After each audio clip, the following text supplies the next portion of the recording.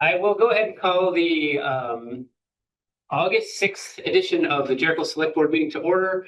As a reminder, our Meetings are meetings more efficient. We are limiting public comment to the beginning of the meeting. The public to be heard section. Select board meetings are in the public, not of the public. Please do not use the chat on Zoom for anything other than technical issues.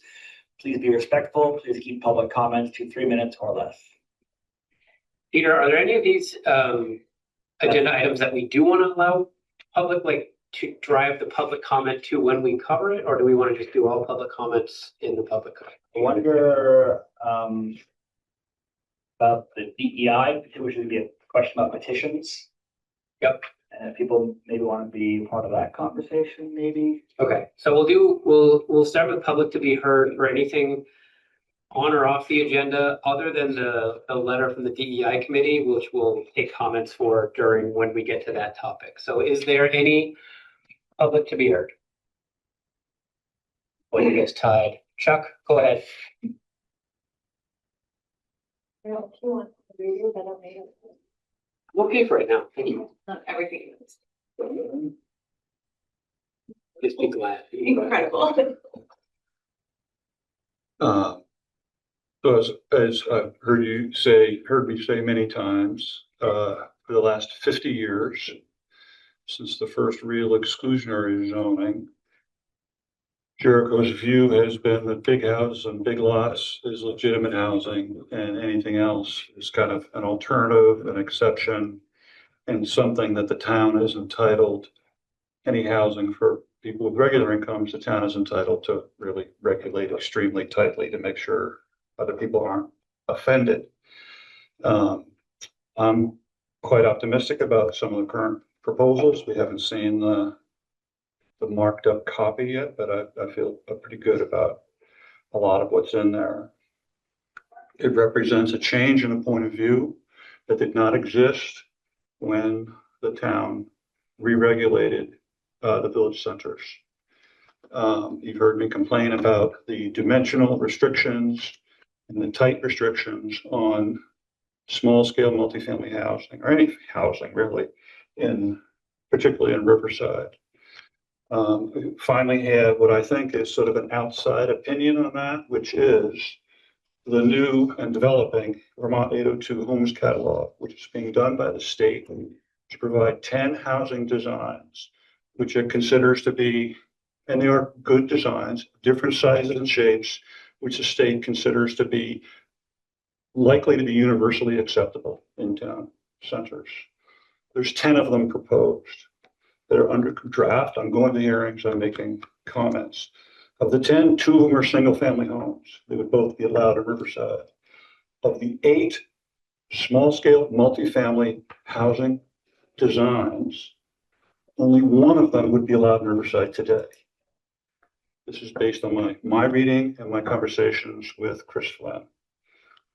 They're either too wide or too many stories or oriented the wrong direction. And to me, it's, kind of an outside view on the level of restriction that we have in Riverside.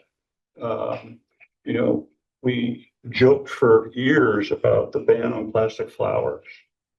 You just put in a ban on window air conditioners in Riverside that are visible from the road. There's like that kind of stuff. And I think once we get through this, the current one, I think it's time to go back and rewrite those regulations in a way that shows some respect for people with regular and middle incomes, that they can design their own homes. I think we should do more than just barely meet the minimums that would allow these houses to be built. We have a fourplex right down the street. You probably don't even notice it. It's right next to Joe's. It's 50%, the dimensions are 50% larger than what you currently allow a fourplex to be in Riverside. It just makes no sense. It's too tight, too restrictive, and in my view, disrespectful. The Planning Commission has been studying the legalization of triplexes for going on 5 years. And my hope is that you will ask them to revise Riverside And I think you sure want to get that done. We're trying to sell a bond. Because you're not gonna be able to sell a bond if the point is housing, and if your regulations prevent 7 of the 8 small-scale multifamily housing designs being advanced by the state. Thank you. Thanks, Chuck. Thank you. Sir, if you don't want to come up, you don't have to, but if you just state your name for the, Sure. you're welcome to come up if you'd like. I'll state it from back here. My name is Gregory Carter, and I'm a member of the McGrath subdivision. I also work for Civil Engineering Associates, and wanted to let everyone here know that we've gotten our latest permit, which was our environmental permit that we received for the state from Act 250. It was our administrative amendment, and it is in my belief that it was the last permit that we needed. I'm sorry, what? I don't know what you mean by the McGrath. Do other people know what that means? So Just for myself, I don't know Sure. what you mean by that. yes, there's a neighborhood in town. It's called the McGrath subdivision, Okay, and it's a neighborhood that consists of 25 lots. And we have been working with the town of Jericho for our stormwater permit, which we had to update for the 3-acre compliance. We received permit funding through the state to cover the costs for the design plans, the engineering design plans, and any of the permitting fees. But now that we're coming to the end of that, and Civil Engineering Associates is basically going to send out the last request for reimbursement from the state. I'm letting everybody know that we have gotten to that point. So we now, the McGrath subdivision shares its stormwater permit with the town of Jericho. So the town of Jericho and the McGrath subdivision are on the same stormwater permit. There was design plans made. The new permit was received and paid for. And in correspondence with Chris Flynn, there was no local permitting necessary to construct the stormwater design that is required to meet the permit requirements that we have. So that being said,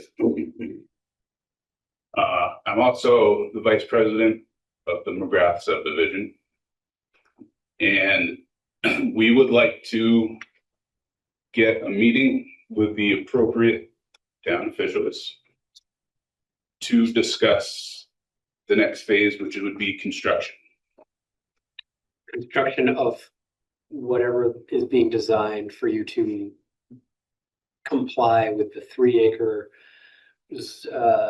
stormwater rules. That is correct. I can go over what the design is quickly if you'd like. I can save that for another time. I'd rather do it at a time when the right people are there to. Sure. Yeah. Have you been working with somebody in the past? I'm trying to help, Yes. but I don't know much about what you're saying. I know what a 3-acre stormwater is, but I don't know what to do from here. So I worked pretty closely with John. John Oh, Abbott? yes, John Abbott. Okay. John Abbott informed me that he had to leave, and I worked closely with Paula. Oh, okay. Paula is the only connection right now between when I started with John. Okay. I heard through Jessica that Paula is going to be transitioning out of her role. So because of that, Okay, let me just pause you right there. She's not going anywhere. I think Okay. she's probably the person for you to still do that. She's just not here tonight because. no, that's fine. Yeah, I think you're still gonna want to work with Paula. Yes. She is transitioning into the assistant town administrator Okay. as we hire a new town administrator, but she's gonna be the one with all the knowledge for quite a while. So Okay. she's still, I think. The concern was that maybe that would go away. Yeah, no, I think you're okay. Okay. Yeah. All right. So anyhow, all the documents have been recorded. Okay. With the town. And I was encouraged by Jessica to come and make a public comment basically stating that we're at this point where we have all of our permits, we're ready to go into construction. There'll need to be some financial considerations. One of the things that John had offered was the town highway department for anything that might happen within the public right of way. And the majority of the project is within the public right of way. Where's the project? So it's about halfway up Packard Road. It's off of Country View, Outlook Lane, and Vista Court. Awesome. I think Paul's Paul's gonna understand everything you just said. And I've had, Won't have this blank stare that you're getting from us. Yep. If she doesn't, we'll figure it out, but I'm sure she's got it. I don't know if you need anything else from me, but that's really Oh, about I it. appreciate it. Right. So I guess the last thing is if there's any other permits that anybody knows of, it would be great if you let us know sooner rather than later, because the window to capture the money to pay for those is going away. That's gonna be a Chris Flynn question, I feel like. Yeah. Yes, and I've been in As long as conversation. if Chris says you're in good shape, then I would. Yeah, he said it. I am. I would say, he's gonna know way more. I might come up with a few more tonight that we'll toss your way, but great. Thank you. Thank you for your comments. Learn something new every day. Any other public to be heard? Online in the room, okay. First thing on the agenda is to review and consider approval of the permission to close Jericho Center Circle for the pet parade on August 8th. Hi. We're doing the pet parade again? Oh, well. First time we'll bring out this year. Yeah. Can we just take a motion? Yeah, like, I feel Yeah, like, but let her, okay, Tell me why we have to. we don't get to see her much anymore. That's Exactly, we need to enjoy our final Yeah. few moments. Yeah, so I'm Catherine Bass and I've been working at Jericho Town Library and we had to reschedule the pet parade from June because of inclement weather and it's going to be this weekend and we would like permission to close just the upper part of Jericho Center Circle. nothing else has changed. No, nothing's changed. What time are we doing it again? 10 a.m. Everyone on the select board's pets are required. I would like to make a motion to approve permission to close Jericho Center Circle for the pet parade on August 8th. I will second that. All those in favor say aye. Aye. Thank you. Also, bless you. Yeah, I'll Thank you. see you later, but probably never again at a select board. Right. Good choice on your part. We try to make them fun. I do. Next on the agenda is discussion of the DRML expansion. Sharon and Abby. It's just Abby. Hi, Abby. Hi, I'm Abby Heimlich. I am the new director of the Deborah Rawson Memorial Library. I was formerly the Youth Services Librarian. And we pretend this is Sharon. Yeah. We just wanted to come and let y'all know where we stand with our project.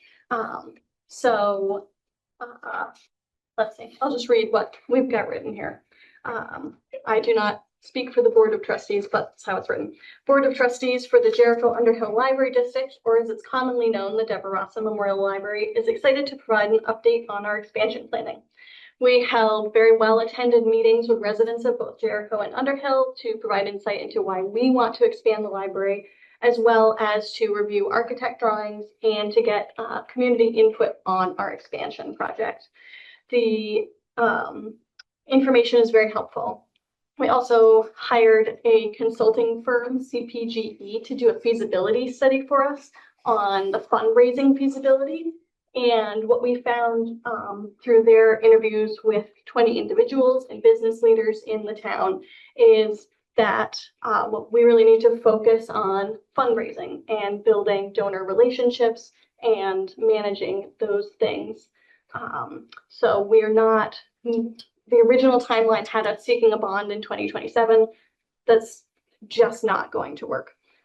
We need to go back to the drawing board with our architect and based on the input that we've gotten from town members, try and scale back the plan a little bit so that it doesn't cost as much so that we won't have to bond as much and not stress out everybody in town trying to pay for this. So we're going to keep working with business leaders, community leaders. We're going to get an expansion fundraising committee going. If anybody has interest in volunteering for that, they can email director@drml.org or expansion@drml.org. We are welcoming folks who are interested in the project and want to help us out in ways with their time as opposed to their money. And we also kind of paused our movement towards a bond because we know that the town library has some funds that it needs, and we don't want to compete over the money at the same time, because it would result, I think, in a failure for both of us, which would ultimately result in a big loss for the town with their libraries. But we're going to work on what we can control, doing more community outreach, working with the architects, getting more info from folks, trying to plan some really fun fundraising ideas, and keep working on creating a library space that meets the needs of the residents of both Jericho and Underhill. That's all I have to present to you guys tonight. Thank you. Thank you. Thank you. Have a good night. You too. Next on the agenda is review and consider approval of a letter from the DEI committee to request a change ballot item threshold. And Rob Mayor as well. We're not this. Yeah, you don't look like that, but I'll believe you, you know. Hi, I'm Sue Passer, my colleague, Mayor. We're representing the DEI committee and asking the select board to consider changing the threshold for signatures for a petition to put an item on the ballot from 10% to 5%. And I'll provide a little historical background that was shared with me through Jessica and others, and then Bob will talk about the DEI's rationale for this request. So at a select board meeting in 2007, there was an agenda item as a follow-up to the town meeting that took place to change the threshold from 5% of registered voters' signatures to 10% for voted articles. At the time of a little context, at the time, there were only 3 select board members, and only 2 of them were at the meeting that voted unanimously to approve this. So, you know, it's been a while, and there was few voices at the table, if you will. And it was, the rationale at that point was that it would take 10% to put non-town related business on the agenda.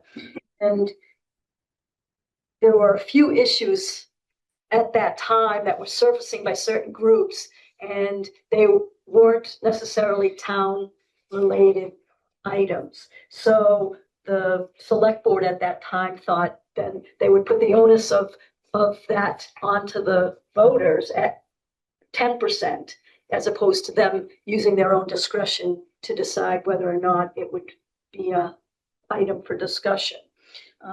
At that point, as you would know, it was floor meetings, and so there was a lot of things that could be discussed at that meeting, which could be very time consuming.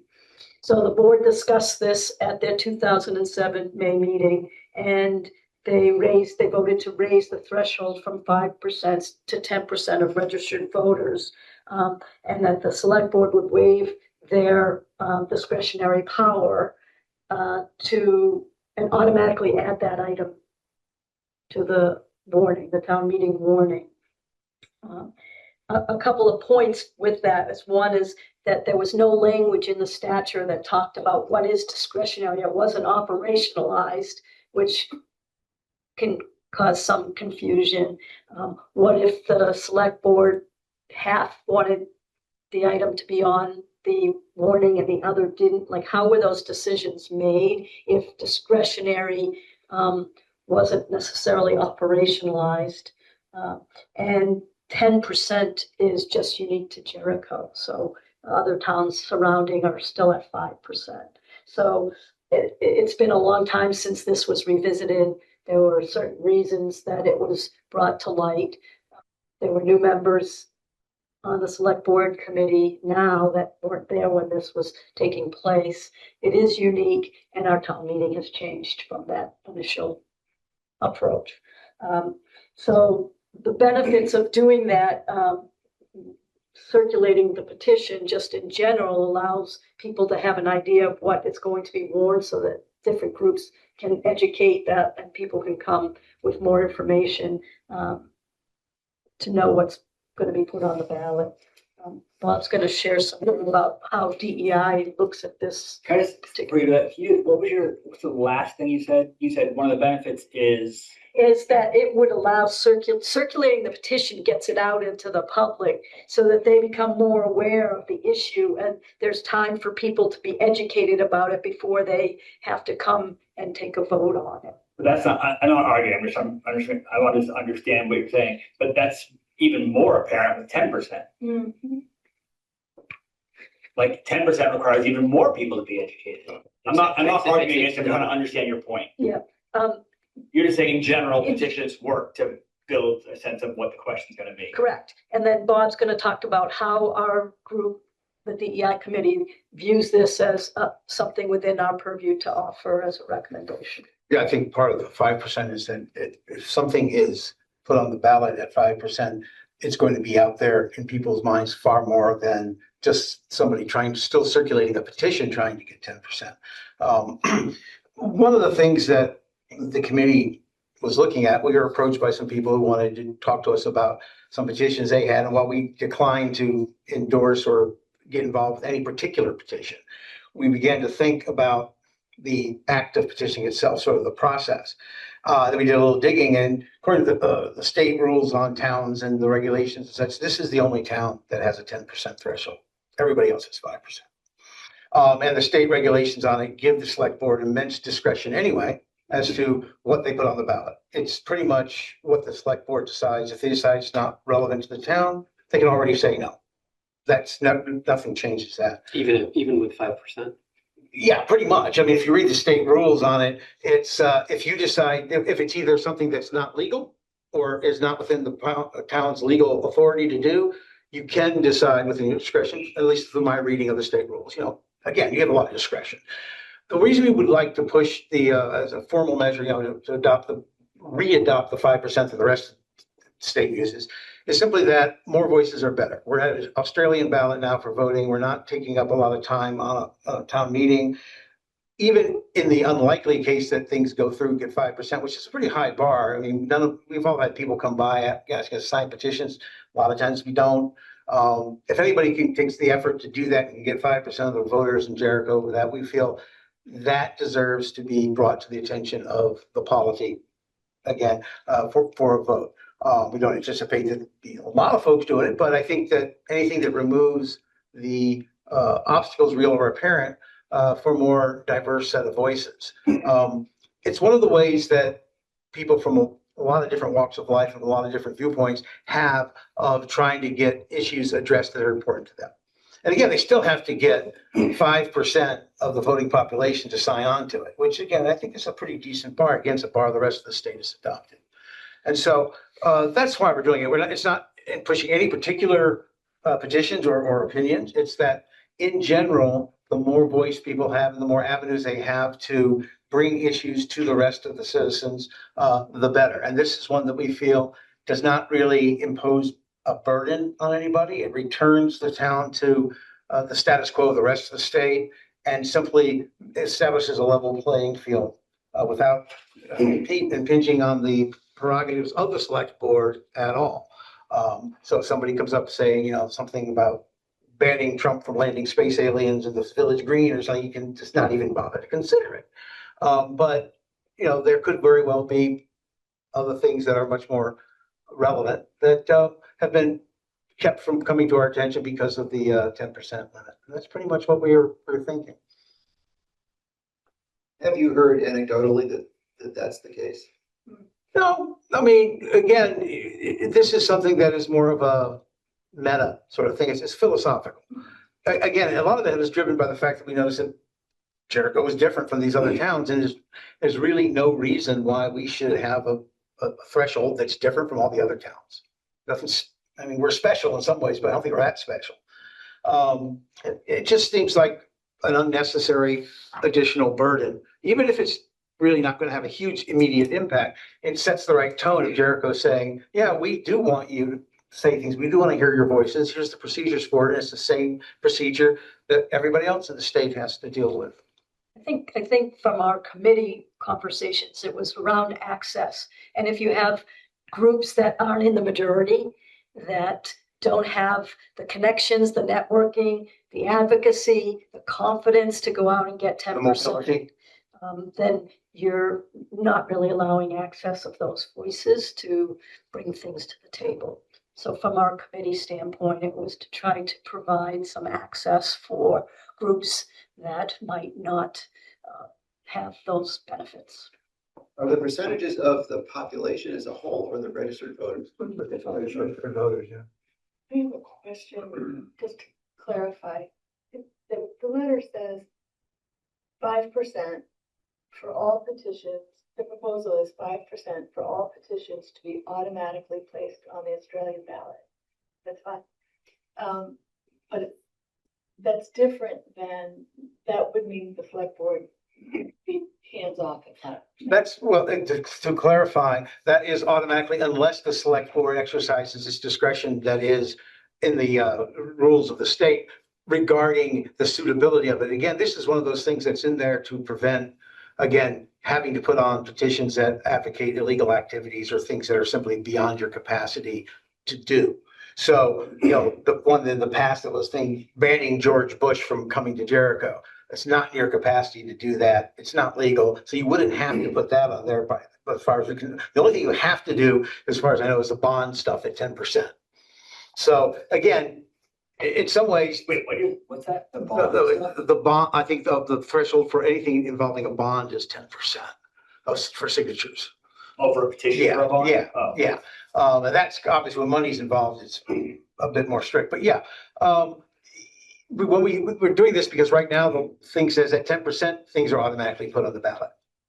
So it's just changing the threshold back to what it is in every other town, which is 5%. But again, it doesn't technically change the select board's ability to put the kibosh on something that is clearly not within, you know, the ambit of what it considers to be its responsibility. And again, that's enshrined in the state rules anyway.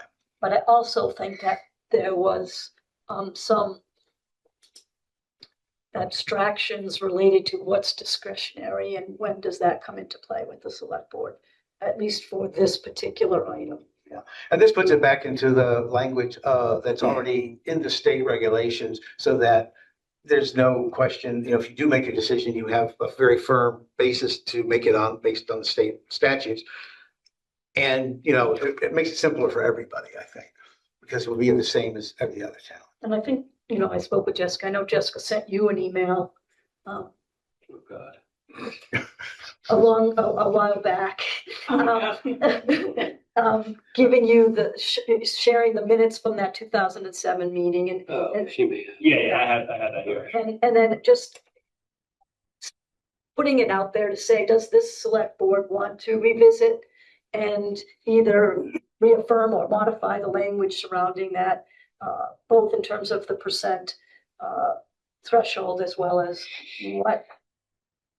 what kinds of things would be discretionary? Is it a non-town issue? And if it's a non-town issue, how is that then debated? She gave some examples in that email about, you know, back when this was happening, there were groups interested in putting things in the town meeting about abortion and about this and that. And so, you know, there's still a little bit of abstraction related to what does this might mean. So as the Town Meeting Reimagining Committee has been working on the public question, which is what this is all about. And so I'm kind of the select board rep to that group. So I've been doing some research on all, like I have that's the motion right there that Tim and Bob did. And so my understanding, and I had a fairly long conversation with, I guess, with the VLCT, which is their monthly League of Cities and Towns. They have lawyers we can consult with about all this stuff. And my understanding is that there are kind of three categories of things. There are things that belong to the voters, that the voters are in charge of. And some examples of that are the budget, the election of officers, and the method of voting at town meeting. Three examples of that. And in state statute, if 5% of the population sign a petition for something that is in their purview, then there's no conversation ahead. Within 45 days, a vote has to happen.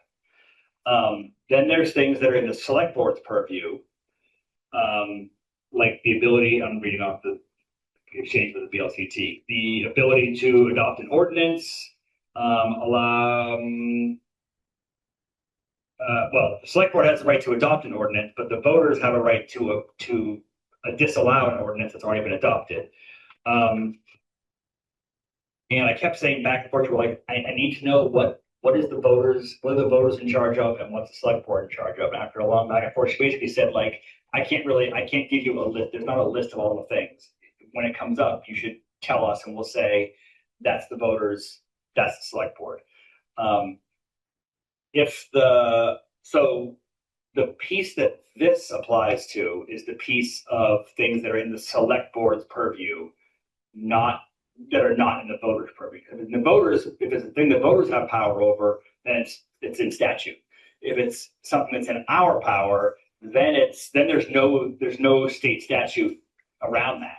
And so that's when it's up to the select board how they want to deal with it. I think, this is my opinion, that the idea of town business and non-town business has been used a lot since 2007 as like, oh, that's the bar. If it's town related, it's 5%. If it's not town related, it's 10%. That's not actually how it plays out. There's basically the voters own it, that's 5%. The voters don't own it right now in Jericho, it's 10%. So it isn't so much like the arrest George Bush if he arrives in Jericho. I mean, that you can petition that, but that's not something the voters control. I would argue it's something the select board controls. So that's sort of maybe not frivolous, but I would call the VLCT and say, what do we do with this? So that's just sort of my understanding of the background. You would call them if you got a petition? If I got a petition, or honestly, yes, if I got a petition that signed by any voters and it said George Bush or whoever going to get arrested, I would say, do we have to deal with this? I mean, I guess if I supported it, I'd be like, yeah, I want to do this. But regardless, if I didn't want to support it, I'd be like, do we have to deal with this? And I call it VLCT. Yeah. If someone were to come forward, if someone were talking about a petition, so if my wife Amy came in and said, I'm thinking about having a petition to do whatever silly thing, to paint every house in town white, whatever. I would say, okay, great. Let me see what the requirements are for that. And I would call the VLCT and I would say, oh, okay, you need 5% because I have VLCT, or you need 10% in Jericho for the specific petition someone was talking about. In terms of I'm not voicing an opinion right now about the 5% versus 10%. I think the idea, honestly, was that the select board at that time didn't really trust the voters, I think is kind of how I read that 10% personally. And that if you're going to try and force us to do something, there better be enough of you to really force our hand. I think the other thing, Peter, was that they didn't want to sometimes make those decisions. They put that onus back on the town. Right, but if they wanted to do that, they would have lowered the threshold, right? So one of my questions is how does the select board know when to reach out to the VLCT, or should we just do it more often than not?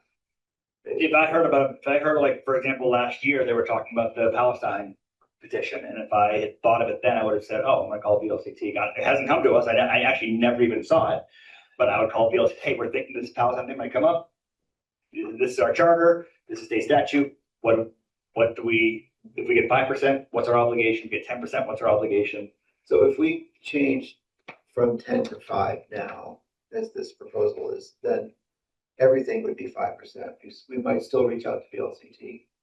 Yeah, and the one difference about this is that this, I think, actually,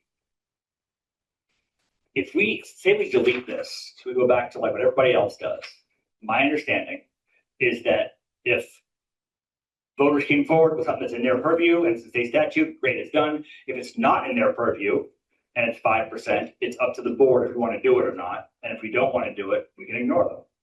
So in some ways, let's say that we were all politically aligned in some bizarre way, and we didn't want to do something that everybody in town wanted, and you showed up with 5%, we didn't have this rule, you'd be like, nope, we don't like that. But with this rule, if you get 10%, we give up our voice. We say, nope, we have no control I think anymore. that's exactly what I got from what they said. So this threshold, I'm thinking this through out loud right now. I believe that you're reading this as more restrictive. But I think maybe it's less restrictive because it gives a path to overrule the select board. Exactly. So when you were using your example of, I forget exactly what it was, something about Trump landing aliens in the green. Yeah. My understanding of that old 10% threshold is me as a select board would say, I am not putting that on the ballot and I'm going to convince the rest of my select board to do it. My understanding of that 10% is I don't have that ability anymore. We're putting it on the ballot because you've got 10%.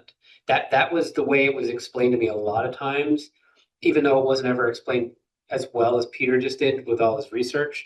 But it was like, it was examples of things like that. Like if people really disagree with the select board, they can override us. I've never really thought about it of the context Peter put it in of within their purview, outside of their purview. But I think Catherine used to try really hard. It's hard to explain things to me, so I appreciate her patience. But she would try to explain, well, if it's not really a town thing, but they get 10%, then fine. We're waiving our ability to do exactly what you said. Our ability to say, no, we're not doing that. I think that's what it was. And that's how it's been used, whether that's exactly how they intended it. That's how it's been used, I think, recently. So I think you can say the real thing for us, I mean, again, however y'all want to do, and how you decide to do it, or we trust you'll make a solid decision.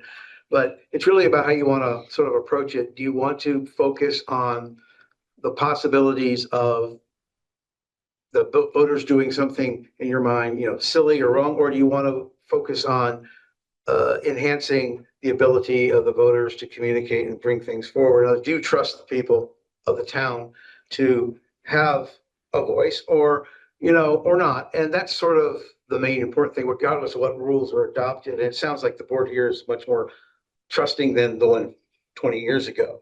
And that's really our main point, is that, the main point of this particular thing here is to send a signal that we trust you. If you want to try to get things on the ballot, go for it. That's part of your voice. As opposed to. But this is giving us back our discretion. Hold on a second. So there's two ways to. You've never lost your discretion. It's always been there. But I didn't understand that until you said it, literally. You've always had discretion. Not with 10. Once you get 10%, we have no discretion. Right. But so I don't know if that's entirely true, according to the way I read the statutes. It may not be legally true, but it's town policy. Yeah. Right, the town policy, but it's not state policy. Right, correct. The state policy has it at pretty much, again, every town set it at 5. And according to the state rules for town governance, as far as at least the way I read them, I'm not a lawyer, but the way I read them was that you still have a great deal of discretion, even at the 5%, because there's nothing in the state rules that force you to put on the ballot things that are manifestly outside of the ability of the town. Correct. Without this, we have total discretion for anything that is not within the purview of the voters. So I don't think so an example is so we pass a dog ordinance and people don't like it, and we can do that. Just the 5 of us can pass an ordinance, and then people don't like that. That is so challenging undoing an ordinance. That's something that's in the voters' sort of arsenal. And if you get 5% of the vote, we have to have a vote about it. If you get 5% of the population of the registered voters, then we have to the town has to vote on the ordinance on rescinding the ordinance that we passed, because that's in your power. But if you came to us and said, I want to force you to make an ordinance, which is not something you have the power to do. We have the power to do that. If you want to force us to make an ordinance and you got 5%, we could say, yeah, we're not going to do that. But in Jericho, if 10% of you say we want an ordinance and we all disagree with it, we have to have a vote on it, because we have said if 10% of you want to do something we don't like, we will have that vote as a full town. So I have two questions or comments. One is, on principle, why is it a bad thing to let the town who got their petition signed to vote on it, as opposed to you having power? So it's, for me, as a member of the DEI, it's less about power, because we know where power has been, and it's about access and voice. So the 10% versus 5% has some ramifications in terms of who has power, but from our committee's conversations about who has access to the process, and the process at 10% is prohibitive to some marginalized groups or groups that aren't in the majority to get enough signatures to make the threshold. So I don't know exactly what, I haven't read that like into this level of detail, but I think based on what you're saying, I think what you're advocating for is not to get rid of this, not to get rid of the people's ability to overrule the select board, but to lower the threshold to overrule the select board to 5%. Or to get things on the ballot so the town can. That's what I mean. That's what if we say, no, we're not gonna vote on that, or we don't like your ordinance, the town's not gonna vote on it. Right now, if 10%, which is 430 people, get a signature, then we say, okay, then that's enough people that we're gonna put it on the ballot, we're all gonna vote on it. What I think you're wanting is that bar to be that requirement of the ability to force a vote on something that the board doesn't want to vote on, to lower that from 10% to 5%, rather than just saying, we want to undo this. Because if we undo this, now you have no ability to overrule us on things that are. So Right. I think And I think his point would be, his point about the space aliens, we would still have the power to say, oh, cool, you got 400 signatures? See ya. Nothing to do with Jericho. And the old 10% rule would have not allowed us to do that. And what I think Peter's trying to suggest, that maybe what you're trying to suggest, is that just becomes 5% now, and the alien thing goes on the ballot if you get it. Or you revise the statute, or whatever it's Like this, called. the board policy. Revise the policy to make it clear what is in the voters' purview and what isn't. I think that would help. Where the percentages are, but for me, it's less about power and it's about access and voices to groups that it's prohibitive for them to get that many signatures for a variety of reasons. Right. Sorry, I get that. What Peter's saying is that change would now allow that same group to come up with a 5% signature and still allow us to say no. And I think we don't want that. And I think they didn't want that. And I think. It doesn't say that. I mean, the letter says, lower the signature threshold of registered voters from 10% to 5% for all petitions to be automatically placed on the Australian ballot. So that's the proposal. Okay. Right, That is- so that is- it doesn't matter if you don't have control over whether aliens Okay. come to the green, it goes to the voters of Jericho. And there may be something to talk to the lawyers about in terms of how the state rules interact. with that. You know, our pain point really is sort of to distill it down. It's, yes, we think that it's preferable to have the possibility of some more, let's say, annoying or perhaps tangential items. That's a small price to pay on the ballot or for more access. Because in practical terms, we seriously doubt that it's going to make, floodgates are not going to open. But the message being sent by the town, we would think would be better if it says, yeah, we have a fairly low bar for you to get a significant number of people engaged. To me, that is worth whatever the price we have to pay for it, because I don't think the price is going to be prohibitive, but others may differ. But I think that's just something that we in the committee thought would be a good way for the town to signal its willingness to engage with a lot of people, particularly at the time right now when all sorts of people are pissed off about all sorts of different things. And I think part of it is not lowering the bar, it's creating access. I mean, I'm supportive of that proposal.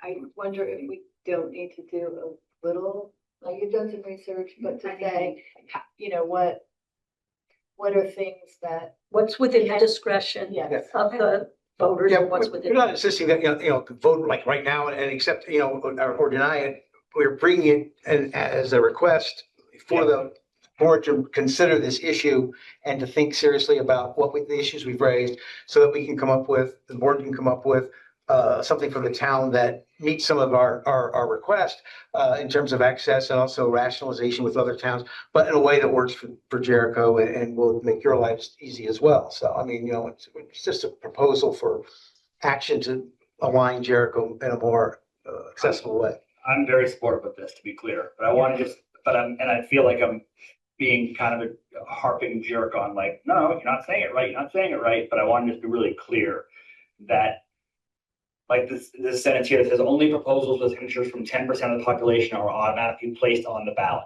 That's not true. That's if you get 5% of certain topics, that's automatically placed on the ballot already.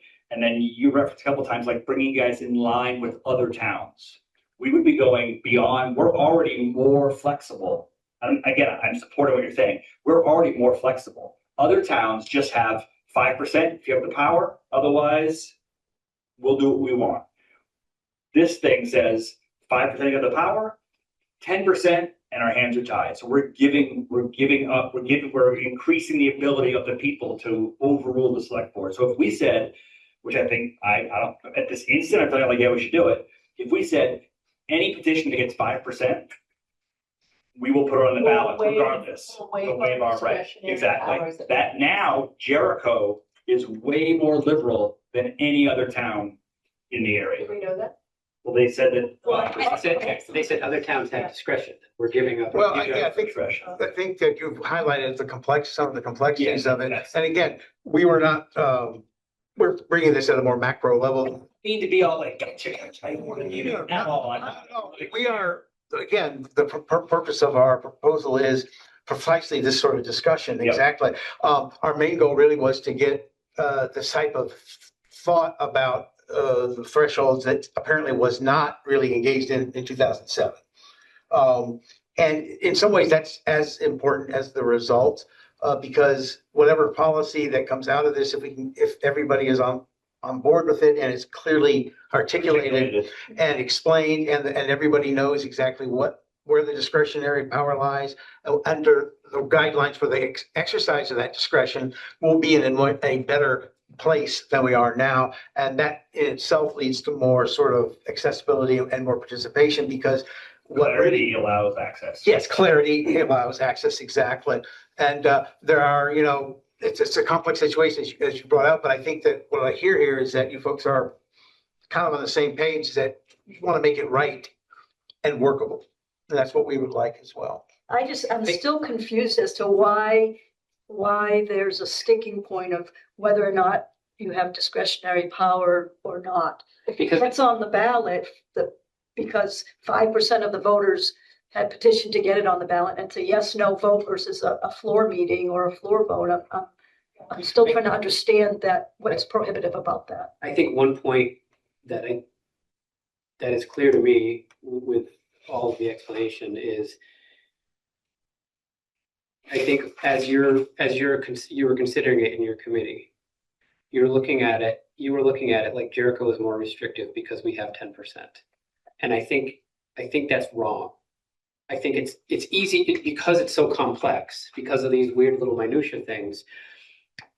What that 10% was for the exclusions that he was mentioning that are legal in state law, right? We're not going to arrest George Bush. Other towns, if you get 25% petition, according to state statute, they don't have to do it. They don't have to put it on there. What we had said was, okay, we'll do it if you double the thing, right? And so I'm just afraid that you're looking at Jericho as if we're being more restrictive because of how complex this weird little 5 to 10% is. And I think we're not. And I think Peter's saying we're actually more permissive. We're more permissive than any other states. It's not so much about being, you're correct about that. It's not so much about being more restrictive. It's about a difference that is not clearly articulated or explains to the reasoning for it, right? And it's, again, partly has to do with the opacity of the requirements, I think. But this discussion, I think, is highlighted, and again, provided a lot of good information that seems to indicate to me that some thought might be profitably invested in clarification and figuring out something that would be easily and clearly explained to folks, and also to align the current town leadership with the requirements that are there in a way so that's sort of more simpatico. Completely. Now where I'll contradict myself is who knows how the application of that has. And I think that's part of the in problem. The select board sits between Right. that, because I've never understood it more clearly than I do now, despite how many times I asked. I would constantly get in this thing of like, so Catherine, what's the 10% again? Like so many times. And it's just very, very complex. So it's very possible And I, that some select board that I wasn't a member of, I don't ever remember this happening, but before I joined, somebody came in with a 5% and they said, oh, no, that's a 10%, when it really may have been in the voters' purview. Voters' purview, but their interpretation of it that it wasn't, because maybe they're not asking VLCT every, you know what I mean? Like, that's where it would probably help, is like, well, in or out, I don't have to ask VLCT because it's going on the ballot, you know? If the only thing that comes out of this is clarification of this process, I think that's a win for everybody. But the question for us is, do we want to waive our discretionary powers at 5%? and that when we were having our conversations in our committee, it wasn't necessarily about discretionary power and this and that. It was Right. just about what if there are issues or topics that particular groups who have a difficult time getting 10% want to put out there. Would this provide more access? Without understanding the Nuance of all. of it. And it wasn't that we were challenging the select board or the town in terms of it's too restrictive. That wasn't our intent. It was just, can we allow more access? How can we make it more accessible for people who are underrepresented or get anxious about speaking in public or whatever to access their select board and have the ability to create petitions and get questions on the ballot.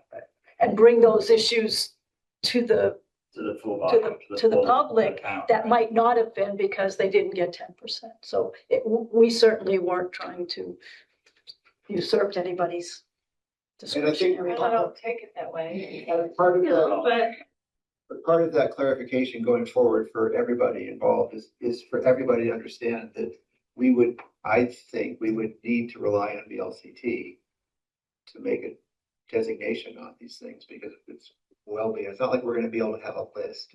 Right, which I actually asked in this change, like, can you tell me what things our voter in charge of and what things they'll select for? She says, no, I can't list all the rights of voters. But if that process was made in a sense public and as part of the communications, that voters know that here's the petition process, here's what happens, and here's how things are determined, and that would clarify things a lot. And perhaps, the select board itself could, be more or attune itself so that if there are issues that are getting close to 5% or whatever, they might want to invite people in to ask them about it. Right. Or something like that. Because the whole point again is access and voice, not necessarily physically getting something on the ballot. It's about making sure that people aren't overlooked because of some sort of mechanical requirement or something. That's all. And I think that just this conversation here is made sure I think that those things will be considered. So that's really was sort of our goal. Maybe 5% and still have discretionary power. I mean, you rewording it, revising it so that you still have a say. What should we do next? That's what I was gonna ask. Thank you for your presentation. Thank you for your back and forth with VLCT, because I really do understand it more now than I have. I'm sure there's still gotcha out there that I don't know. Feel like I feel awkward speaking. Every time, like, I don't really know what voter purview and purview. So I appreciate that. So what does the board want to do? Do you want to vote on it as is? Do you want to kick it back and work on the wording a little bit? I would like to do, I'm speaking for myself, do nothing right now. And I think I would propose that we put together a document that it sort of talks about what they're talking about. And let's just say that we said, no, we're gonna keep 10%, but explain what that's Qualifies for for and what? why is that and why is it What's 5% and explain all of it. And we'll lower to 5%. The other really confusing part is she could walk in and say, hey, would you guys be willing to put Yes. XYZ on the ballot? Oh, sure. And we'll go, oh yeah, all in favor? And that Aye." happened, Boom, that and it's happened done. because they didn't Right. have time to get it. Right, That and happened. so Yes. understanding how that process works too, and not that I want to like Encourage people to walk in. I do think, as you said, I like the 5% because you're at least 5% of them have heard about it and not aren't like showing up at the ballot. Like, what the hell? You know? Well, if this who has the voice. Yeah. But it would also be important to explain to everybody that there's time involved. So there would be time for, if VLC needs to review it, that's gonna take some time. And so there's a 45-day or 47-day, deadline, but that would have to also build in the VLCT time. So it sounded like you were volunteering. I know he's about to say. But seriously, you've got the most knowledge, like maybe write something up that like, Maybe I'll write something up and run it by VLCT and say like, hey, here's a document. What do you think of this? and then get the document on the website and like Mhm. questions about questions. Make There it you go, good, you right? know? I would like to understand any pitfalls involved Yep. with our just 5% on the ballot. Yep. You know, Right. just waiting The only for one I can think discretion. of is, let's say, and again, this just popped into my head based on some of the, let's say something came in illegal, right? Like something obviously illegal. Well, we just told you we would put anything on at 5%. We're not putting that on. What I'm worried more about is something like Jessica makes people angry about something. And so like, we want Jessica Alexander gone. And so we're gonna get a petition of 5% of you can't stop us. We want her gone. We're gonna have a vote about getting her out of the office. That's not a good example. She gets in by Every year, vote. But yeah. okay, so people are mad at Chris Shaheen. Yep. And we want you to fire Chris Shaheen. Yep. And so if 215 people get that signature, we have to put it out to the town, and the town gets to vote to fire him. Because I think that's something we have the power to do. Yeah. So I'm just thinking about like where could it go sideways? I don't know, 51% of the people wanted a town official gone. Maybe there's another problem, a deeper problem. We're happy with whatever y'all do. I mean, again, we don't want you, it's not like something you have to vote on necessarily. Yeah. We would like to be part of any conversations if it would be helpful. Once you find out more, if you want to run stuff by or talk at all. If not, that's fine too, but, Peter's gonna write the most amazing document and then he's gonna share it with you guys, see what you think maybe. no, yeah, this is what we wanted. We just wanted to Yep. reopen this sort of issue. Conversation, think about access and Yeah. how we engage the voter. I think everybody here wants to be Yes, engaging voters as much as possible, for sure. Well, thank you very much. We appreciate the time. Thank you. Thank you. Yeah, thanks for your time and thinking about this and bringing it up and. Thanks for the effort y'all put into it. It's very, very, very informative.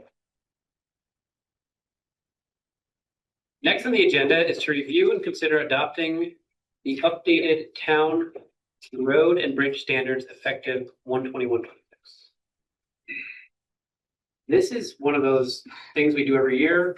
Well, not every year, because it was like 5 years ago that they updated the road and bridge standards, right? That's what I was reading through. But like, they haven't been updated since 2021? 19. 19, thank you. I feel like I've done this, but yeah. We do a thing where we like send in the road mileage, we like confirm our road mileage every year. Like, yeah, we It's a little different. we still have, like- We just did that Okay. one. This one's slightly different. Okay. No, I know, but I thought that's the thing we do every year. Every year we do that. Oh, maybe that's what I'm confused. This feels like it's a little like I have no problem with this. Because we need to continue to get funding. If there's any questions on it, I don't have the answers. I think Paula would if she were here. Yeah, my general question is, are there changes in this that the town would be now out of compliance with that we would need to address? And if so, by what, is there a deadline for that? And part of that question is in my mind, Catherine McMains had mentioned to me that at some point, the drainage off of Boulder Hill is non-compliant for some state standard and would need to be addressed. And Oh, that's part of my thinking for the yeah, I mean, drainage for the town libraries, combining those two problems. Right. So so there are, my understanding, I think that's the MGRP. There might be a little letter in there. There are roads like that we have to continuously improve, like we did Silly Hill a few years ago. So there's like a list of ones that are not compliant by the current standards, but there's like time that we have. I don't know any of those details, but that was my general understanding of how that works. So we've got like, hey, as long as you're doing one every 2 years or whatever it was. That's my understanding of what they were. I don't have a good understanding of what changed, if anything changed. I don't think much changed. My counter to that though is no matter what, I would still like to be up to the state standard to continue to get funding for whatever grants and whatever else. And then it's just, hey, Jacob, here are your new priority projects that you need to fix right now. I guess that was my If- question. Yeah, I don't read anything in here that says like, oh, and if one of your bridges is under standard, then no money for you. No, sure, but is it, whose role would it be to sort through this and then say to Jacob, by the way, we need to do this, or I think it's Jacob. Jacob's job, Jacob's in charge of the roads, so we're gonna say like, oh yeah, we're gonna agree to all the new state standards around all the road stuff, the class 4 roads and all that. And Jacob, just so you know, here's 4 new bullets, and if it creates problems for you, put it on your list and figure out when you're gonna do it. And if the state comes knocking and says, hey, you're not getting money because you didn't do that Boulder Hill, then hey, Jacob, Boulder Hill is maybe at the top of your list. And then honestly, we need to be able to, hey, the road budget may be a little bit higher next year because we need to fix a few things at priority. But And I think a lot of his work is driven by this thing anyway. You know how he's like, oh yeah, we're down on Plains Road, we gotta do this thing, and then we all kind of get glazed over. Yeah. Like, but if it's not done by this date, Right, I think a lot of that is from. so all when this stuff. he comes to us with his budget requests or suggestions or however he does that, he will have read through this and understood the implications. And Yep, I don't think that'd be part of his budget conversation, but. Well, it might be though, but if it's like, oh, I've got like. If he suddenly realizes there's something big has to be dealt with, then yes, Yeah. but in general, I think that it's just a part of his job is like keeping track of where things are with the roads, knowing what the expectations are and doing his best to meet those expectations. And we give him a budget and it's probably gonna be the same as next year. And he's like, yep, I can still keep working on these. Everything's gonna be fine, you know?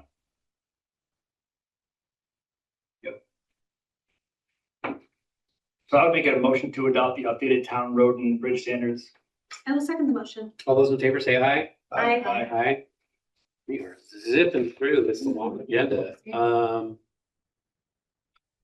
Review and consider approval of VLCT Yep. nominations. Oh, no, you missed it. You thought the Oh, I'm the sorry. technology one is next. Oh, gosh, yeah. You want to take this one? Sure. Do we need to bring it? Let me say it for the record, I'm sorry. Review and consider approval of the technology use, email, social media, and information security policy. Do we need to bring it up on the screen or I'd rather not, I can. no? No if- need, no need. Is Michael Miller a citizen who wants to see it? don't know. I'll see. I guess, whatever. I can, it would just take me a little bit. Yeah, that's fine. So a while back, the select board talked about creating a technology use, email, social media policy. And Paula drafted one. It was approved, the attorney approved it. She referred to other town policies and VLCT policies. And the reason for the policy should be clear to everyone, but a few goals are to prevent phishing attacks, fraud and theft, data governance to ensure data and information is protected, secure and properly stored, when an employee or elected official leaves their job, the email address and its archives remain with the town. So some of the policy is common sense, but we should always be explicit. So for folks who had a chance to look at this, were there any tweaks or questions? One, first of all, thank you for putting this together. Well, This it's is really polished. But like, thank you for doing this. So, but in, what is it? Section 4C, Yep. subsection 2, Yep. there is a thing that says remove this. Yep. And I think we should remove that. We should remove that, yep, And that was my one note. okay. So Paula sent this out, I went through it, and then rather than me like listing all these at the meeting, I just send you a revised document with all that stuff. And so she then took what I sent back and pasted that into the document and missed that. I wrote, remove this. Your fault. Okay, sure. So that dot and the word remove this should be removed. Okay, all right, not the whole bullet. No, not line number 2. Okay, okay. Both the little dot and the arrow and the word remove this should be taken out. Okay, I understood fully, because I was confused why we would remove that in the first place. Anyway, great.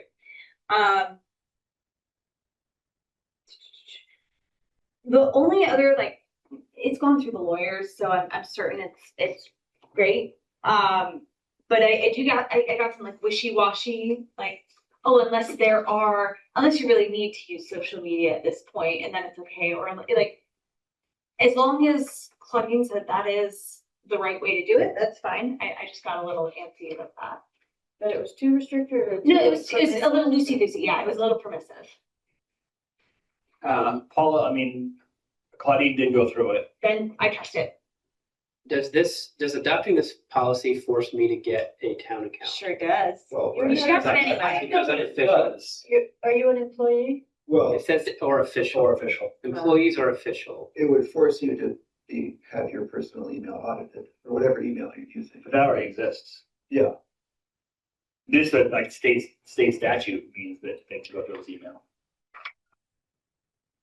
I understand why there's people that think that I should do that, and in hindsight, I kind of wish I had done that from the beginning, but I don't really want to do it now.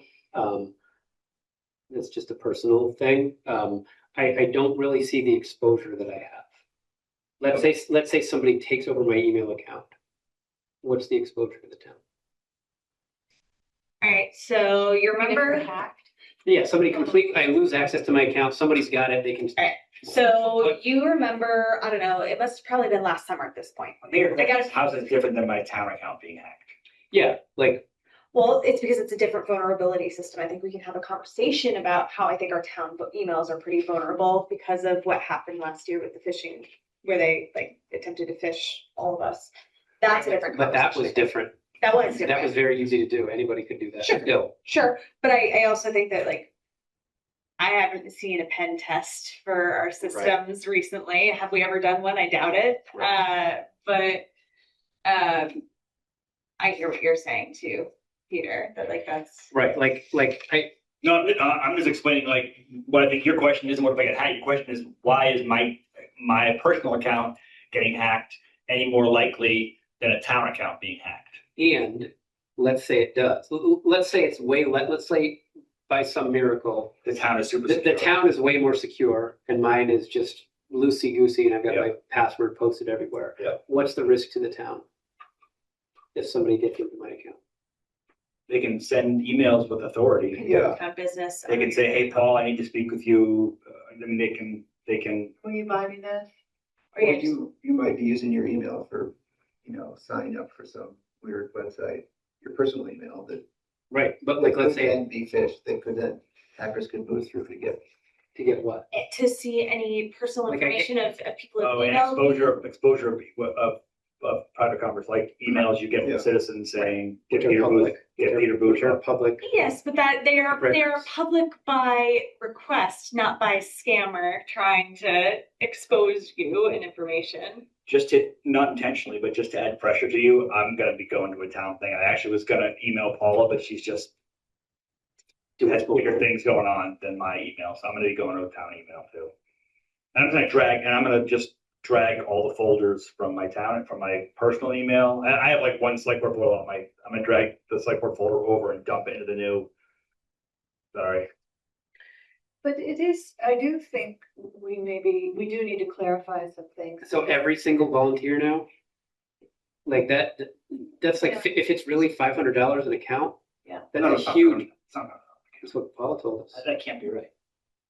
Yeah, because we Because don't, every volunteer, we have like 50 volunteers. yeah, but we don't, I don't want to get way too into my day job, but I also agree that can't be right, because that would be right for the full office subscription. Right, That's what exactly. we have is the, which is, we have an E3 license, which no one here needs to know what that means, but like the baby license. All I So was thinking of was that maybe right now there's 10 accounts in the town and we get those for free. And then if we upgrade to 50 accounts, it costs $500. But it's definitely not $500 per account or anything like You're that. saying all the planning commission, all the, No, I think we should clarify we're talking about employees and officials, so we should clarify who qualifies as an official of right. the town.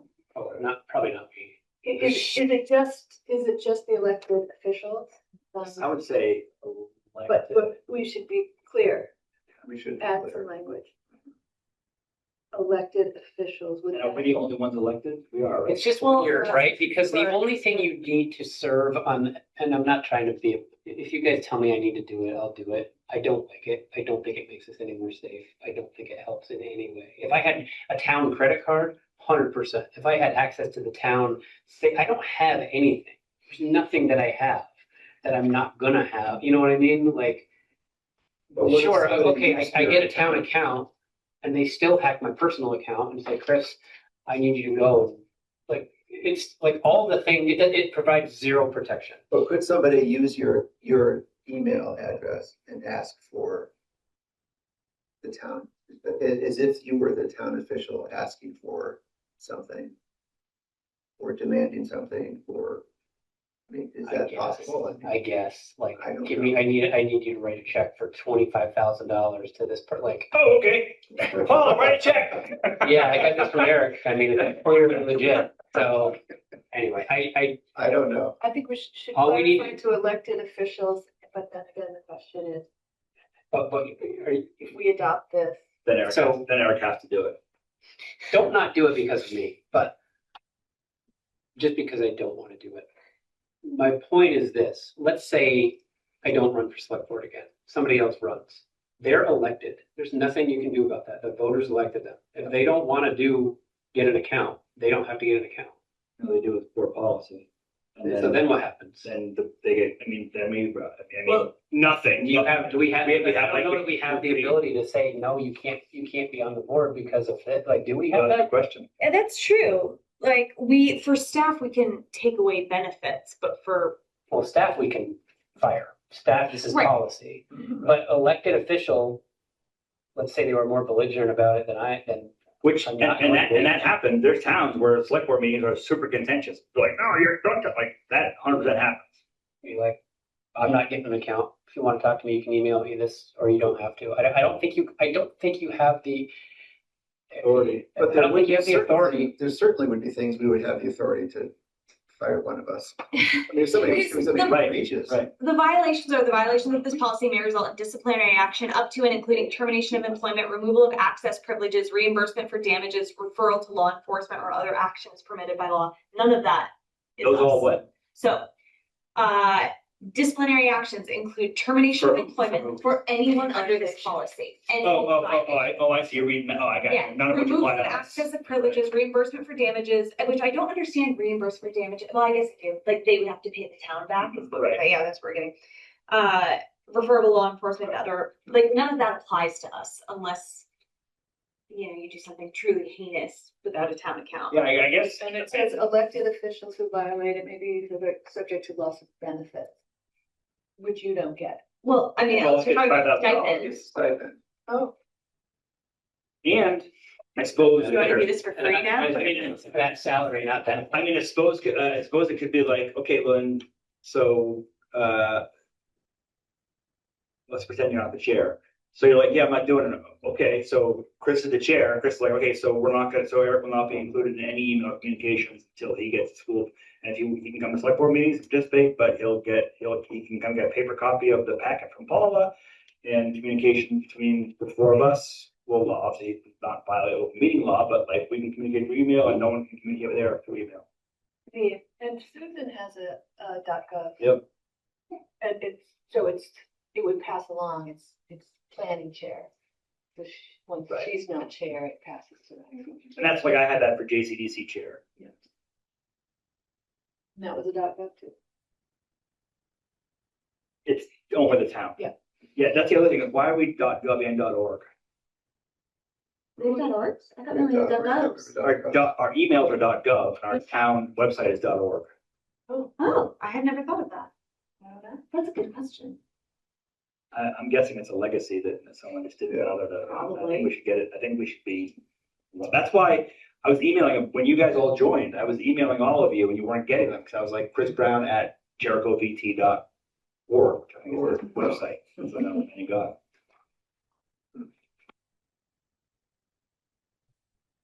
I'd like to understand why Paula thinks that it costs $500.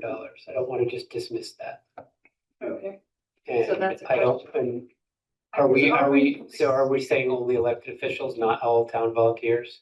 So Right. then what? So are they allowed to be emailed to? Like, this is it's a bigger scope than I think you're thinking of. And if there's a volunteer and they wanted one, could they get one? We should look at there's a volunteer handbook. We should look at that. Mm-hmm. I can take all this and. Right, like, I'm volunteering on the Trails Committee, I meet once a month, I can't hear anything from the board unless I sign in from a different account, like, no, I'm not doing that, right? Like, No, I don't think, no, we're talking about elected official level. I'm talking about the select board, nobody else. okay, but let's say I wanted to email that board, What, select board? the Trails. Trails Committee, Oh, You can email. you can go. And from my town most of them. address. Yeah, from your town address. Maybe, what if I, Eric Johnson, chair of the select board, want to email the, Right, Cody Phillips? Yeah. You would email him from your town email. to what email address? To his His email. email. Well, when you go to this, well, I think he has chair@bikeped. Okay, what if it's one of the other ones who There's, doesn't? there's nothing in here that says you can't You can- email someone with a .com. Yeah, you can, the select board, you email Claudine. I mean, like you can email anybody you want. You can. Yeah. One question I had, I do think the volunteers, I think elected officials versus volunteers should be spelled out. I also do want to make sure we understand what the cost is. yeah. And as long as we're doing all this and you're doing it and I'm not, because I'm writing the 10% thing up, if you could figure out the .org versus .gov, Sure. and I'm 99% sure it's just a legacy thing. I wonder if you might be able to just buy the I think domain and just do a redirect and not change anything, and then it Yeah, looks, probably. you could probably do that. And it may be that Unless someone else I mean, buys I'm it. sure it's already set, actually. we offer a .gov email to the chair, any Yeah. volunteer group. So we're not, what's your email? The .org or .gov? Good .gov. Your email is .gov. Okay. Jericho JerichoVT.gov. I have a It question. goes to JerichoVT.org, so it's already right there. Why can't, yes. So it's just bizarre to me that. Maybe stop complaining about it. But then. it doesn't make sense, like, what? We should find out. It's redirecting, great, but when I go to, just because I can still type in VSECU for the state employees credit union, it redirects me to then whoever bought them. It should redirect the other way. Right. To the .gov. Look, at VLCT World, we prefer you not ask questions. Does it work right now? It's both Okay, of them. it's working. And if it doesn't, turn it off, turn it back on, Yeah. and then email us back. Just ignore it and wait 2 weeks. I won't believe this help desk guy. Wanted to talk about page 1, section 4. A town employee should avoid conducting town business using their personal email address or on a personal computer. Are town employees issued laptops?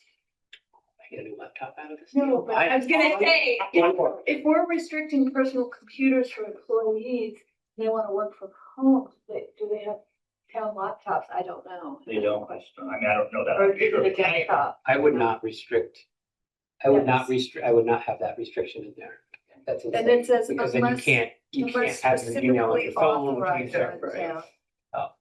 So it says it has to be specifically authorized by the town. So what does that mean? The town administrator says, yes, you could do that on your personal computer from home. Like Or do we- every person we're asking to have a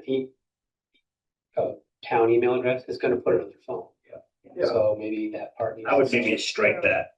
Ask, Yeah. maybe check with Claudine to make sure there is some exposure, but I would strike that completely. Okay. I'll ask that question. It also says should avoid, doesn't even say. Right, exactly. This is what Oh, I I was tried, but it's not on my phone. It's so hard right now. I mean, this is only to town employees, but still, I mean, it doesn't say elected officials, but still. Yeah. Okay, what else? All my stuff I had, I sent to Paula and it's on the new.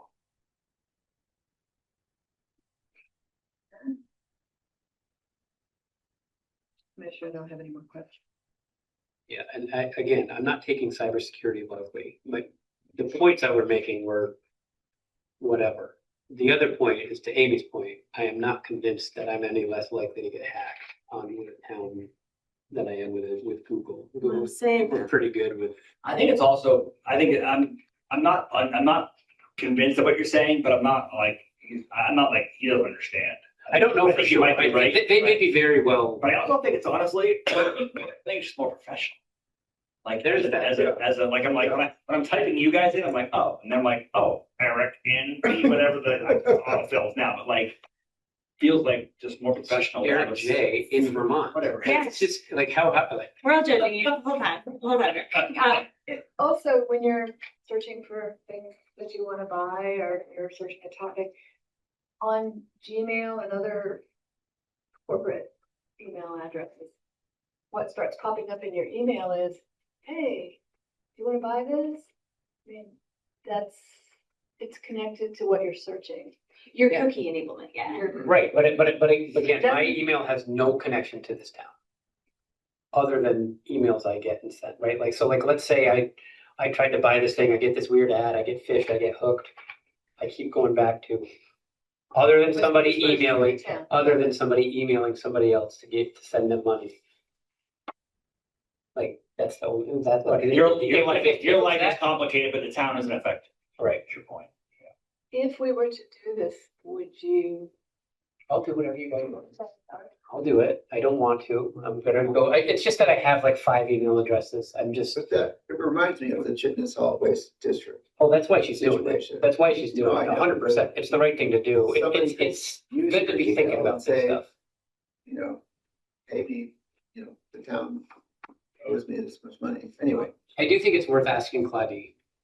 Let's pretend Asking that, her what if you dig your heels in? Not what if a board member refuses, what we do about that? yeah, right, they get elected, they're That's a good like, question. dude, I just barely got this email address. Like, I don't even use computers. I'm 90 years, you know, whatever. Yeah. Like, I don't think you can force them to do it. And what happens? You just not pay them a stipend? That seems harsh for not getting an email address. I don't think that's harsh, but maybe that's my. If you don't want to follow the Because all rules, they then had- yeah, you don't get But the all they had to benefit. do was maybe they hate the rule, right? Well, Like, that's, yeah, the you only know what, I requirement is that really, they're elected. really hate that, it goes to 25 miles per hour in certain sections of 15, and I still could get pulled over and get in trouble for. Hey, how many tickets you got in your life? Really? Just, Yeah. you know, I had I'm just a girl. I've seen you drive. I'm just a girl here. You are a strong and empowered woman None of who is responsible for her own actions. who just really likes driving her GTI real fast. None in the state of Vermont though, so there you go. Oh, really? Yeah. There you go. The other thing I'm concerned about in terms of the violations is, if you did have a .gov and you did get phished and the town did lose a substantial amount of money, I don't know about reimbursement for damages. I mean, in the course of doing their job. Well, but it says may, and I feel like if you cost us $150 because you, whatever.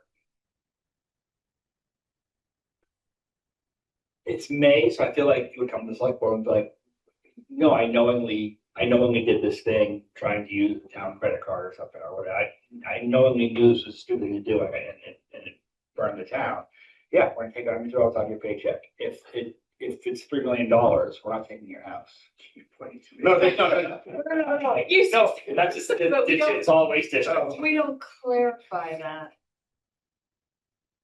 Like what would be What- the May? yeah. Yeah. May result in disciplinary. You know, an honest mistake is an honest mistake. But if I were deliberating right now, someone were before us, and I were deliberating, and I read that, I'd say, yeah, it says may, and we're choosing not to. But if I suppose the select board at that time felt like, no, you cost us $5,000, and you knew full well what you were doing, and we're taking that out of your pay. Because it's like the discretion, that may lead to it's the discretion. That's just my thinking. So, got some things on my list. Table it for now and we'll bring it back. Sounds good. Thank you. Okay. What are the VLCT Uh, nominations? We're nominating Catherine for a Lifetime Achievement Award. Oh, those nominations. Yes, Yeah. yes, I did read that. Okay, Catherine and Sabina. Do we just have to eye this or do we have to talk about it or? Yeah, and maybe we should, for the public record, who wants to, so I'll read it. What's before us is to consider sending the following letter of recommendation to the VLCT, who for a, I think it's called a Lifetime Achievement Award. Lifetime Achievement Award. I'll read it for the record. The town of Jericho Select Board heartily endorses the nomination of Catherine McMains for the Lifetime Achievement Award. Catherine McMains has been active in Jericho, Vermont's local government for 25 years, including serving on the select board for 6 terms. She began her municipal service with Jericho's Development Review Board in 2000, where she served for several years as chair.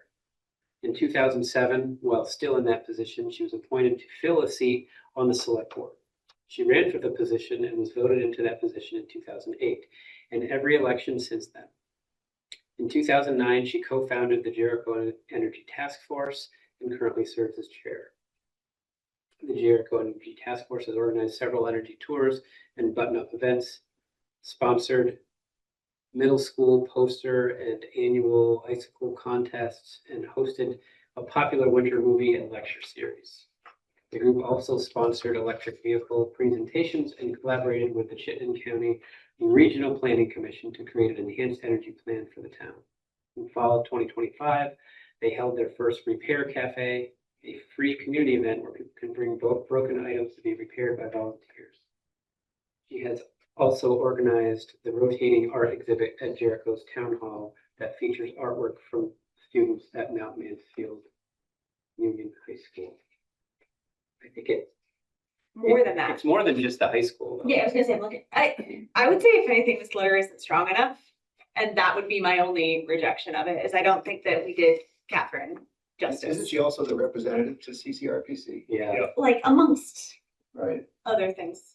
I wanna, Do you want to send the letter and send, I don't know, I don't want to punt everything down. Where did this come from? The- I'm not against it at all, but The like, packet. no, where did this VLCT nomination? I wondered that too. I assume it was, Thank you. I'm assuming it's Paula. I didn't previously know about it. for whoever brought this to us, I think Catherine needs more. I would be happy to help edit and rewrite and give her more if that's helpful. I think the question is, what's the deadline? Yeah. Let me see if I can figure it out.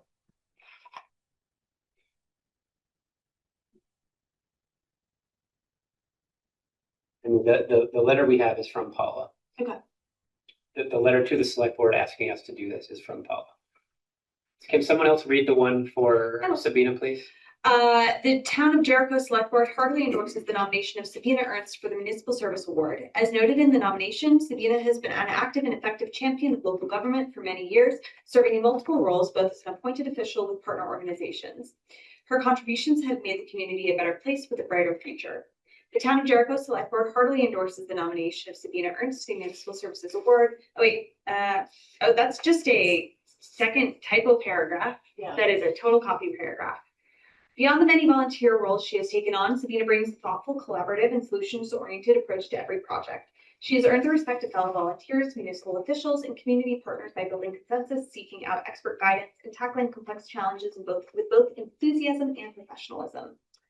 Whether advancing housing solutions, protecting natural resources, improving public engagement, or simply stepping in wherever help is needed, Sabina consistently demonstrates unwavering commitment to the people and future of Jericho. Her willingness to devote countless hours in service to her community exemplifies the spirit of municipal service this award is intended to recognize. That has to be edited too, because we have a double paragraph there, but. I feel like I'm being very cantankerous or argumentative. And I think Sabina's amazing. Why Sabina and not Joe Flynn or Susan Brzee or I'm not arguing, like, and it's coming from us. And I feel like if Joe came to me and said, like I've done all this stuff, and Joe, if you're watching, I do not think you do this at all. I'm just thinking of someone who's done a ton for the town. I feel like we should have a process for sort of how we nominate somebody or put someone up for this. Right, I agree that since it's coming from us, we should be part of the process to Right. decide. Who And we maybe, want to and like maybe staff met and was like, oh, here's what we want to do. But it feels like it's coming from us. Mhm. But I also feel like, I don't mean to push back on. I don't want to pushing snap back on Sabina, everything that but happened yeah. tonight, Right. Right, But I feel like- like I'm pushing back on everything. Yeah, everything, we're punting everything because Paula's here. I can't find the deadline for the I, VLCT site. Well, so I Well, it goes out, it happens at the town fair. And we just got an email at the town fair. Yeah, October, usually it's like I think it's October. in October, yeah, right? October. one option might be to approve these because, or amend and approve because they both deserve it, but then change the process going forward so that we were part of. I've never heard of one of these before. You nominated Catherine last year. Oh, that was for this? I did not. Oh, my God. Yeah. Your email nominated Catherine for this last. No, I did, you're right, I did do that. I didn't remember the title. Yes. This is amazing. Someone, I got an email from you, Eric. Asking me for money and nominated Catherine. He did write the check and And I wrote the check. October 7th is a town fair, so I imagine, I'm not sure what that means for the turnaround time. But I think Chris's idea is totally fine too. I think that's fine. I think if, So then that letter of Catherine that's not strong enough may have been what I sent last year. we'll work on that. We Yeah. performance improvement. I thought it was a pretty good write-up. So do we want to approve these as, this Sabina one as amended? I think we have to amend them. I think we want to approve them in concept and then amend them for offline approval. It was not the same thing. You said it, I didn't say that, you said it was. Oh, you mean the same award? Yeah, it It's was. not the Oh, same we're gonna award. fight. This is what we're gonna do tonight. We're gonna fight. Municipal Service Award. Champion of Local Government, Municipal Service Award. This is Lifetime Achievement Award. It's a different title for this. If you go to the town fair, you would see how it is. Several awards are given, which I and Susan and Sabina were all at last year. Yeah, I have that stupid job thing. Well, that's on you. Yeah.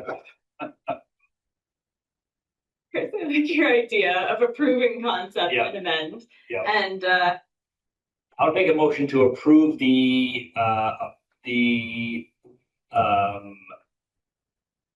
on, what if you did this? Approve the nominations. that's what I was looking for. And then, Approve the nominations and request Amy to go through and Amend the letters. and adjust draft a letter. All right, better, thanks, yes. Second motion. All those in favor say aye. Aye. So we can't sign right now. We don't sign. the- Donna, just to be clear, that was a motion to approve the nominations of Sabina and Catherine. Yes. McCain, and asking Amy to clarify, Draft the it, letters a little bit. draft the letter a little differently. This goes back in that folder. Thank you. Okay, thank you for working through that, everybody. Nice work. Next is approved liquor licenses. Does anyone have that? Oh my god, I have it. Oh, I make a motion to approve the liquor licenses for Griffin Riders LLC on July 29th, August 8th, August 15th, August 22nd, August 29th, September 5th, September 20th, and September 27th. What's the middle one? I'm just kidding. I second that. All those in favor say aye. Aye. Aye. Right, look at us. Wastewater Task Force. We're meeting next week. I don't think we met this week, or if we did, I missed it. For like the subcommittee, I don't, we met. So I'll have more on that. It's coming along nicely. We're starting to have some costs that we're looking at. We're starting to nail some things down. Kate wants to do another meeting with the school and talk to the athletic director, and pull him into the conversation to talk about what the fields might look like, as well as kind of incorporating, I think what she's hoping is Du Bois and King could be there too, so that they could be like, okay, what would this look like if we did these two, like the two areas we're looking at are right under the fields, as we kind of thought the whole time. What would it look like if that was raised? How would it, just having that conversation with that athletic But director. that work has been built into the estimated budget. I don't know. We need that from Du Bois and King. Yeah. They talked about doing it with Phil, but I'm like, well, you can't just fill that. You have to fill the whole thing. Right. I don't know that they've given us what that looks like. Okay. I don't think they have. No, I know they haven't. I mean, I haven't seen it. I guess it's possible They've got it, but we haven't. but I think in order to do that, I think they need to talk with, they want to talk with the school to how much can it taper, like some of that kind of stuff. So we'll hear a lot more about that next week. And I had next meeting, you mean? We got you. We'll hear about it Yeah. at the task force next week, and then we'll have more updates at the next select board. Did you have anything? Yeah, I on the have. task force. Yeah, I do. The outreach committee in our conversation has been talking about, sorry, I'm looking at my notes. So we've been talking about like reaching out to different levels of people in town. So like the high school or the middle school, all the kind of business in the area that we're engaging with. And then for we've been going out doing presentations to all of the town committees and the Lions Club and the Transition Towns group, and kind of all the towns to kind of get people talking about it and knowledgeable about it. And the next round we're feeling like is to bring the select board up to speed on CHIP, so that we can understand it, know what it means, know how it works, what are the benefits, what are the risks, kind of all of that. And I asked Samantha Dunn if she would come and do a CHIP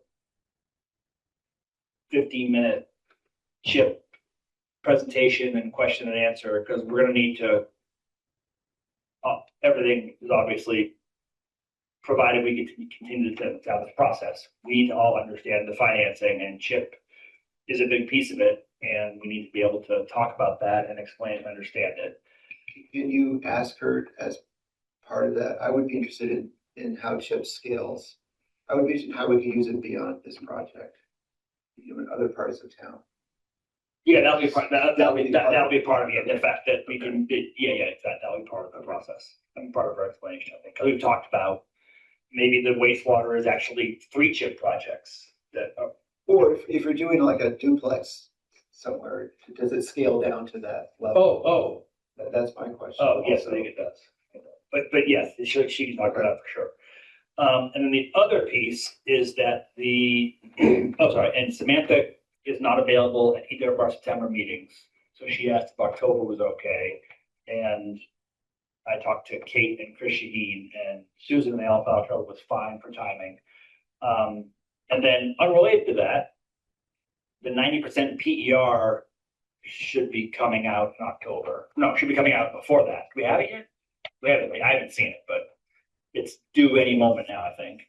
I feel like every time we ask more questions or like, Right. I feel like this next thing that I just described, I assume is gonna delay that, yeah. Kate McCarthy did say that she thought that,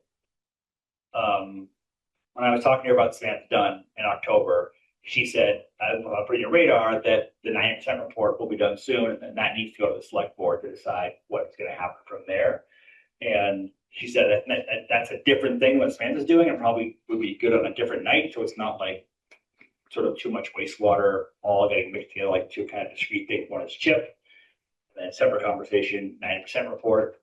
So those are the 2 things that Samantha, I'd like to get her on an agenda in October. I know the capital plan is also happening in October, so that's all kind of a lot of things going down, but. And budget season starting. And budget season starting up. I am possibly not here October 1st. I will confirm that, but. Are we having a meeting now? Well, that's the first. Yes, that's the first. That's the first one? It's one of those 5 Thursday months. But if it was The but only if time I get a chip project, chip thing, like the educational thing, you could still watch the video afterwards and maybe give questions ahead if you like your question about scalability. Yes, Like we would ask questions live, or if it was her, I would send her questions. send your question ahead of time. Yep, exactly. Or give it to one of us or whatever to get your question to answer ahead of time. To get your answers on the conversation ahead of time. So that's what I had was those 2 things for October. Cool. General select board updates. We got Amy. Farmer's market was really great last week. I'm sure Peter, you have some other thoughts too, but I don't know, 10, 15 people stopped by asking about wastewater specifically. I would say it was great turnout. Really great time.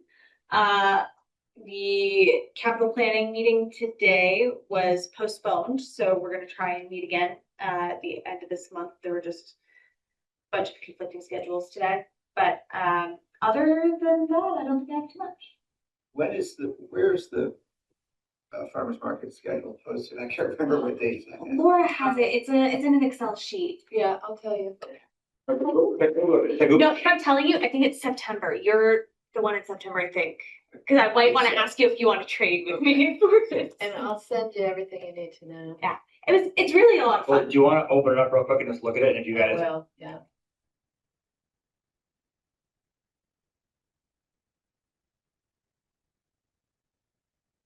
Peter, we kept all of the rocks that you found. They're in the basket still, so we have to hunt for more rocks. Yep. Here we go. All right, the next one is September 24th. Peter is opening, Isn't it August 27th? I have 2 Peters on September 24th. Yep. I'm doing both shifts. But it's also. Oh, I skipped August 27th. Sorry, I'm already in August. August 27th is Chris. August 27th, okay, And it's Chris and nobody else. So that means you're there the full time. yes, Does that work for you? that works. Happy to have someone join if they want, but that works. And And October 8th. October And 8th. Chris, you're also. I show up, what time do I show up? It starts at 3. But you have to be there at 3. Starts at 3:30. You need to be all set up by 3:30. Okay, And then then you can't take down You can't until, take down until It's 6. Yeah, like at 6 when it closes. Can't begin closing at like 10:06. It goes to 6:30. okay, yeah, no, so you gotta get there at 2:30 to be set up by 3. And then, yeah, that's 30, yes. And then Hold on. it ends at Still- 6:30. Yeah, it's usually going, It's 3 to 6:30. you sometimes stop in for a minute, right? Yeah, I was gonna say, when you doing bread at the Jericho Market? Yes, that's right. I'm looking at the farmer market is 3 to 6:30. You show up at Yeah, 5:30, I'm you doing get all your stuff set up. Okay. You're set up at 3, you can't shut down until 6:30. Right. We can. And I We'll would stop by. We, offer to come and help, but I'm gonna be out of town, so I Okay. apologize. What was my, I have another day. You also Yeah. have October 8th, just the setup part. Plane's nice. oh, okay, all right. October 8th, you're setting up at 2:30 and you're done at I wanna 4:30. do that if I have. And Amy is gonna be I need to get a good seeded recipe. picking up at 4:30 and closing out the whole thing. I have to play a little bit. But all you the know, stuff before is I- in this closet here. Your starter too, 'cause you're it's out, right? You can pick it up anytime. Okay.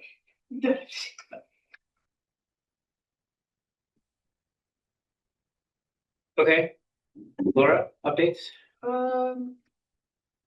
So regarding the Jericho Town Library MOU with the town, I did get a lot of suggestions from Brian Stevens, town treasurer, which were really helpful, and I incorporated most, if not all. So it is back with the attorney.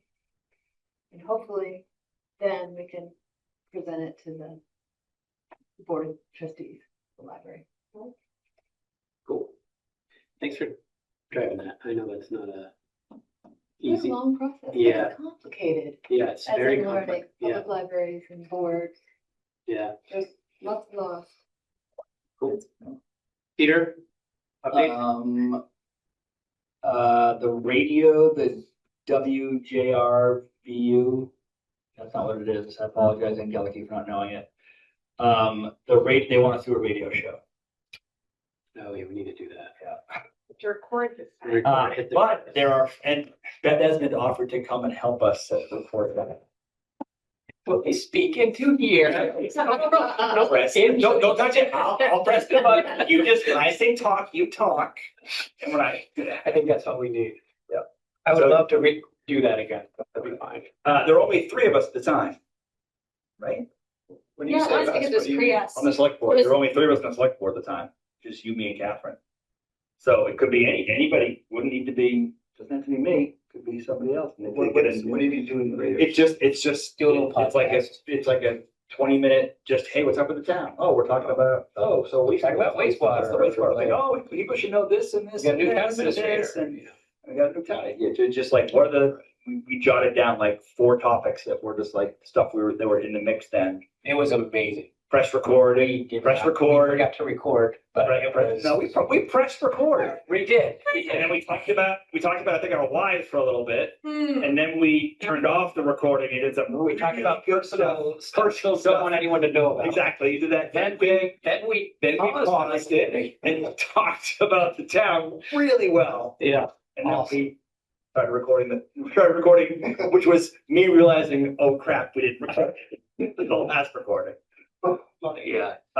I'm willing to do that, but I would be genuinely happy if somebody else said they would. Is that a regular, like, quarterly thing, or? I think they would love. They would love that, probably yeah, and it would be great, honestly, Yeah. to just have Yeah. that out on the radio, like every 3 months, have a We should thing. take 2 of us and after each meeting, record, if our meeting's gonna go to 11 every night, be like, well, Chris, what do you think about that meeting? On that meeting, like break it down. Yeah. Well, at minutes, at ESPN. minute 22, I noticed that Chris seemed to lose interest in the conversation. I felt like it's 5%, 10%, Andrew. Oh, God, play by play of our meetings. That would be fun. That would be cinema. Just like, That'd be incredible. Sam, Eric is really committed to this thing. Eric really doesn't want a town email. He's very upset. Furious. That'd be good. Also, before I forget, our stationery says Jericho.gov. So, you know. And what's the website? Jericho.gov. Yeah, exactly. Website stuff. Our station, but the agenda says jerichovt.org. Yeah, but the stationery says .gov. Oh. That's the station, though. Oh. Do we have 2 stationaries? That is, It's different. that's a than that. different, also, as like a perfectionist, I have problems with whether this header is, like, Yep. it's wrong. I would Yep, that's fine. Yeah, redirect, yeah. Redirect's not great, honestly. What? The redirect is not great. No, it's almost like Google does it for you, like, cause it. No, it's not. It's not. Or at least on my side, it's not. It's just, Cause mine went Oh, you to, think- mine went to no page found and then. oh, so really? Sat there for 2 seconds and then redid the work, so it's almost like Google. What's the, what are your emails? Your emails are .gov. Oh, This yeah, happened. you could see the old page for the second verse. Yeah, Yeah. that's an embedded. Yeah, yep. We did it on Linux. How nice. That's Yeah. great. Okay, so we need a show, does somebody want to do that? I'll do it. I feel like. You do the I first should one, do then it we one more rotate. time. We'll get it right. Okay, we'll do Get it it once, right. get it right. Get it right, then And then Rich these will guys will be like, oh, wow, I want some of that fame, and then. Jericho fame. Okay, so Eric and Peter will do the Jericho show. Roll back to the show that never happened. Oh, look, there's. Aww. Thank you for your support. We're gonna need help with recording. We'll give you a call, Aaron. And then I had a couple questions. Do we want to announce Laura Durham on Front Porch Board? Do we want to have like a thing, like we already kind of had the open house during the interview process, but we want to have like, now she's the real deal. She's here. She's working for you all. Maybe So not like an open we need house the the town. first day. No, but, absolutely like, not. I would say, yeah, like, well, like, yeah, I would think a front porch forum post, what is her first day, the 24th, like on 24th or 25th, just be like, welcome. Yep. And maybe when she wants to come to the farmer's market on, just, she doesn't stay the On the whole night. 27th. On her Day. Yeah, I would welcome her. yeah, That would be great, actually. Yeah. that's a good idea. Somebody has to remember. I can probably remember to ask her. That's cool. I don't want to ask her right now. Laura. We'll have one more meeting before she joins, Okay. so let's just. But we will, yeah, I understand. Okay, we got an email about, this is a question for Paula. We got an email, you and I got an email from Bernie about the bollards on Jericho Community, Jericho Center. And I said, you should talk to Paula about that. I was gonna ask her if she heard from him and where it all went, whatever. The email was regarding, Just conceptually, is it about the traffic calming? it is, has Jack Evans from Local Motion and Cody from Bike Ped reported back on the traffic calming recommendations. And I see that posts with reflective were installed on Brown's Trace in the wide green belt, but not in the narrow green belt, like in front of 320 Brown's Trace. The narrow green belt is a greater safety issue. I frequently see tire tracks, et cetera, et cetera.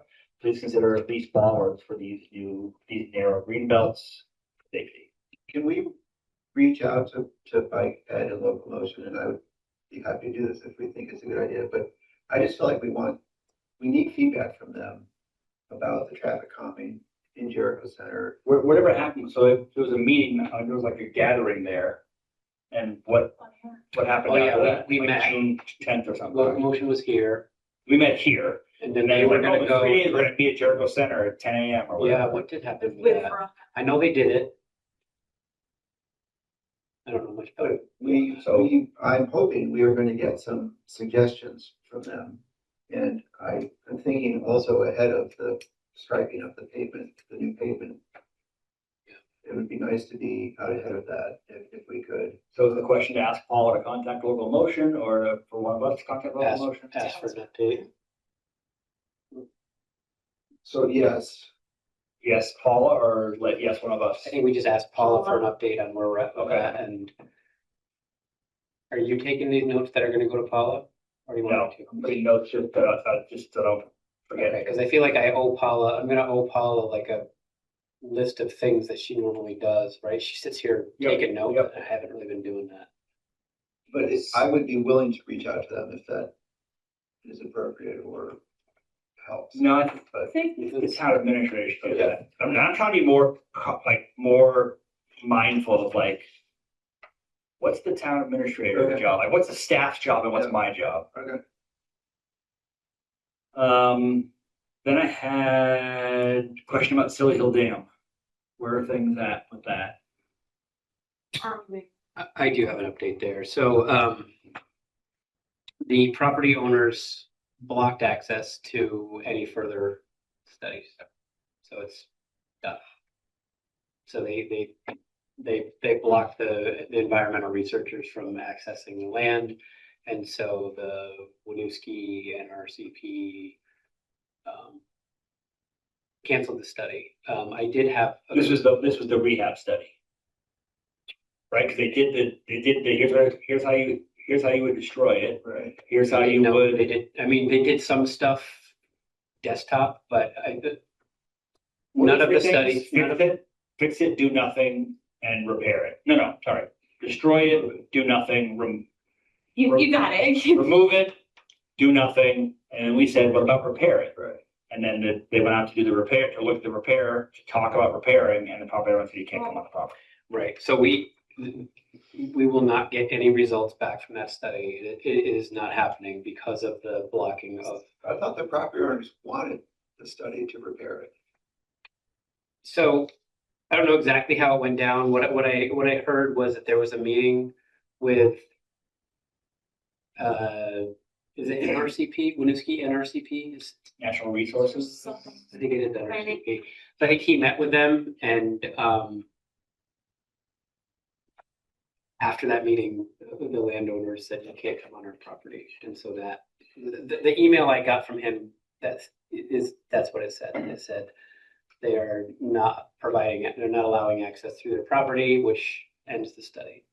So that's the official, that's what I have officially from that. I did have a conversation with Karina, who thinks, okay, well, that's very unfortunate, and you know, she kind of understands where it's at. She thinks the town still needs to understand the ownership, and we need to understand the liability. Who owns it? We don't know. Yes, thank you. Because if the town owns it, the town would have to have the right to figure out how to maintain it. Yeah, it's unclear who's got the, like, if it fails, who's liable? Is it us? Is it, and so when they presented this to us, I do remember asking the Conservation Commission to help us answer that question. Of who owns it? Yeah. So she thinks How we, did this all start? It started with the Conservation Committee, yes. yes, they came to us and said, hey, we want to apply for a grant to do this study, to review this dam.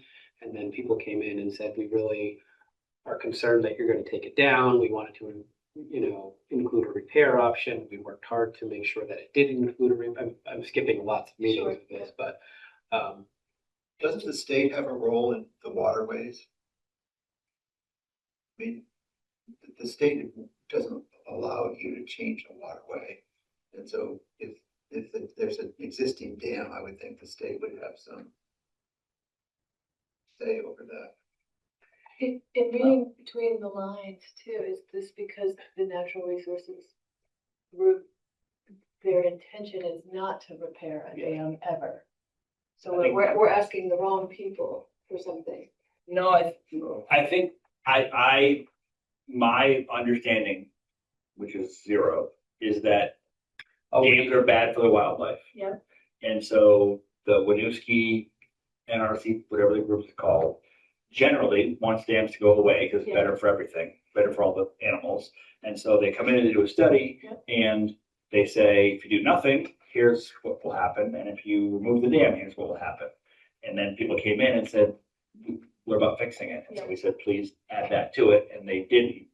And then we said, when they gave the report, we said like, hey, we asked you to do a repair, and they found a grant to do the repair study. So they're like, okay, great, we'll look into that and we'll give you a report. that's close. We didn't get a report from the first one. We got approval for the grant funding, and it only included the first two, and we're like, whoa, we specifically said this, and then they went and they got funding for all of They it. got extra money. I'll read the email. This is from Daniel Koneman from Winooski NRCD. I wanted to provide an update on the Silly Hill Dam study. I went to the neighbors yesterday evening.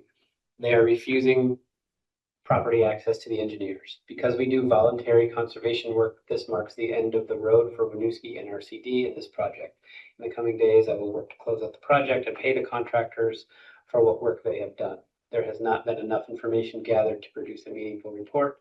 Please let me know if there are any more questions. That's it. That's all I got. And is somebody researching the ownership? So that's what, so Karina called me after that email and, Did I Karina had, get that email or do you forward it to her? she's on it. She's She's, on it. yeah, me, Paula, and Karina.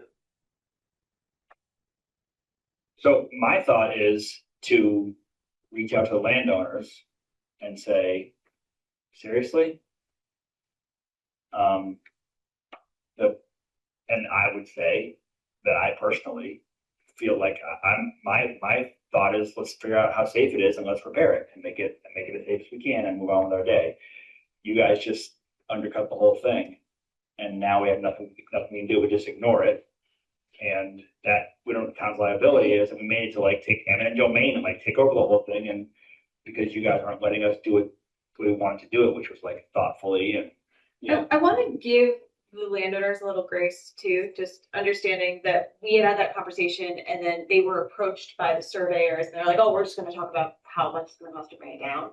And then they came to a select board meeting and they're like, that's the last thing we want. We talked about repairing it. So I do think there's a little trust lost, not necessarily on our fault, but like when we do that approach, it's like, hey, remember we wanted to talk about repair. Right. We are still invested in repair and maybe even taking like removal out of the equation. taking what up? Removal of the dam Oh. itself.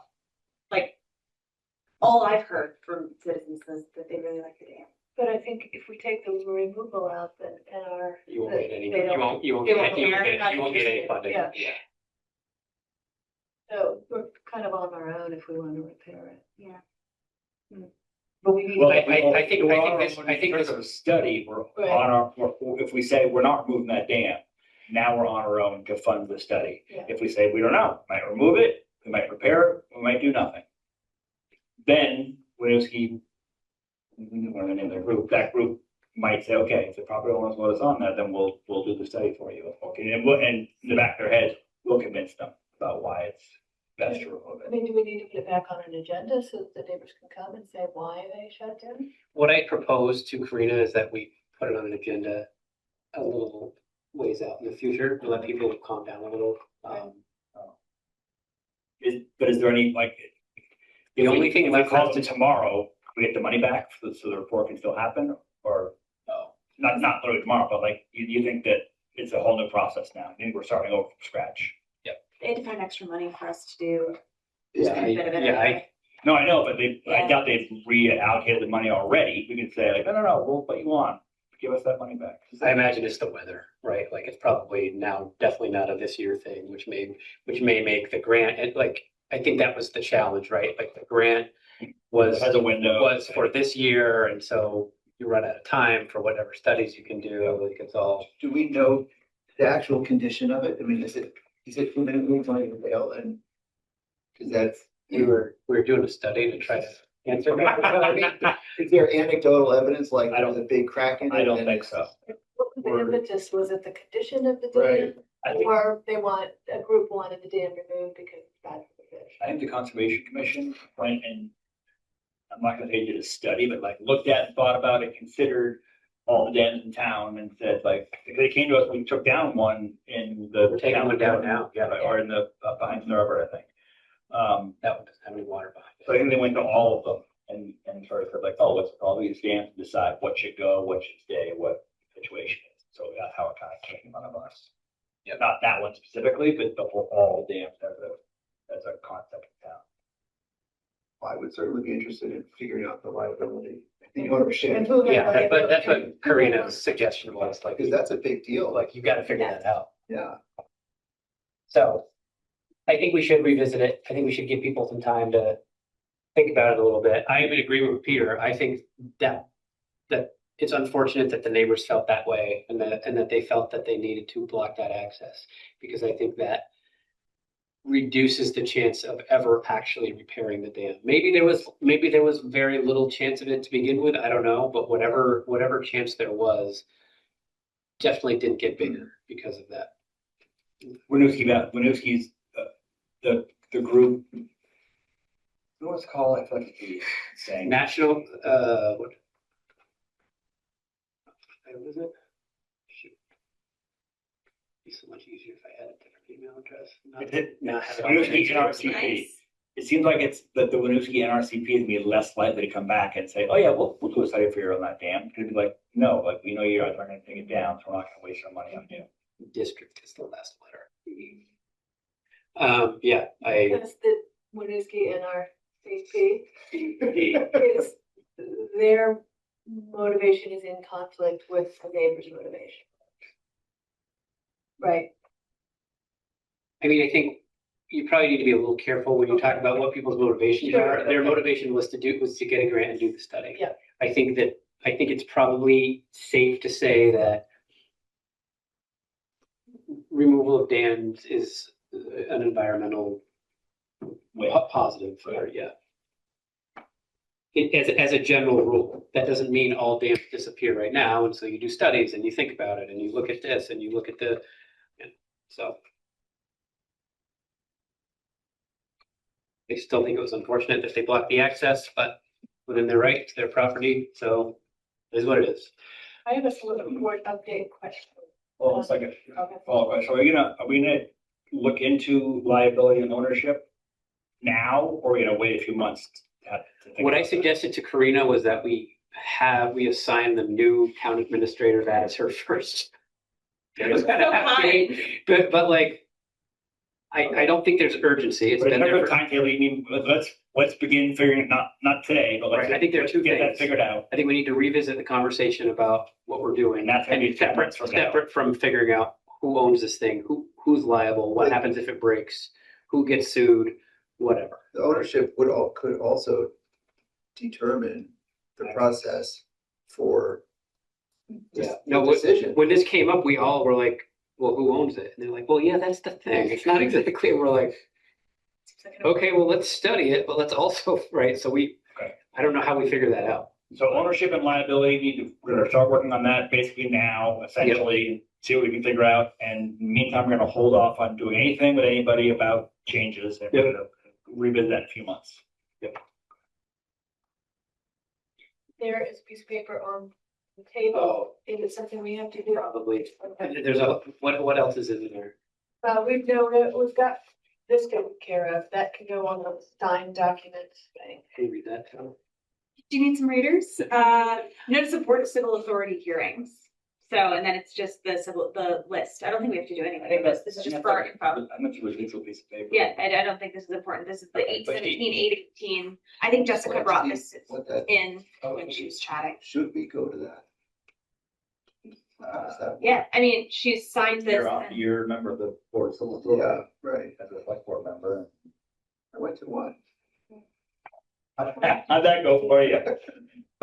It's up to each person individually. There's like, Okay. there's work to be done. Not bad this year, like 10 years ago, there were like You're gonna sign. 35 houses that we had to have a hearing on and then go visit, and so like not good at that. But like Eric doesn't go, Captain never went. I was a JP forever, so I've been going for 30 years.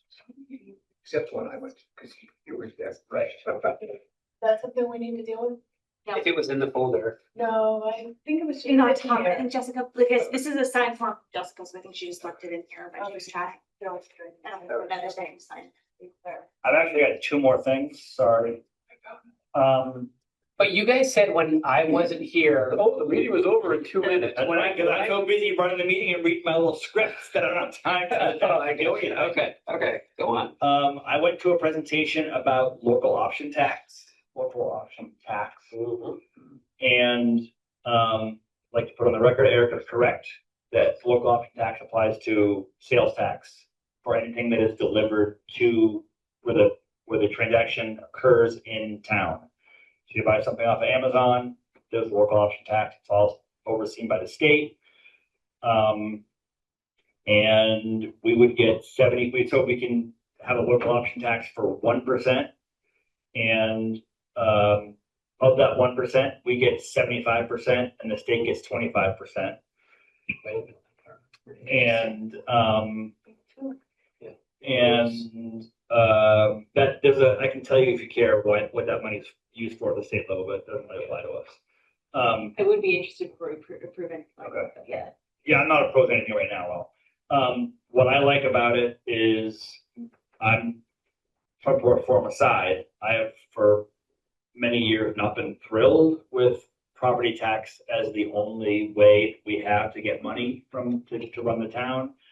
The local option tax, because it applies to sales tax, and sales tax doesn't apply to like food and like basic necessities, feels to me like a more progressive tax, where if someone is buying whatever, a $500 printer on Amazon or whatever, that person, I feel like, probably has, it's a way from it, in my opinion, it feels like it's a way to have people in town who have a lot of money, who have more money, to pay a little bit more than people in town who don't have much money and are only buying basic necessities. So it feels more progressive to me as a taxation methodology.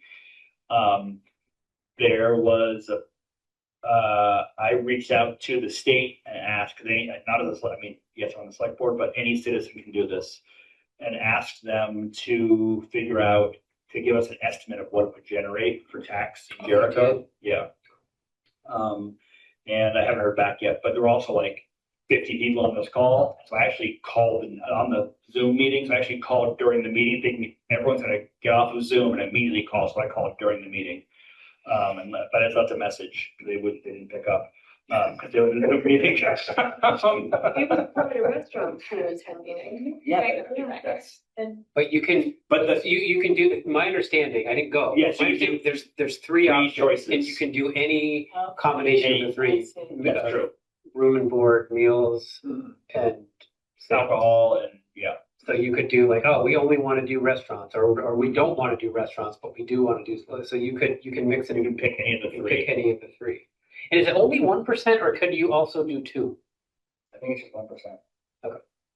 But I'm not 100%. Because I thought like one of either Williston or Burlington, it was 2, but I could be wrong.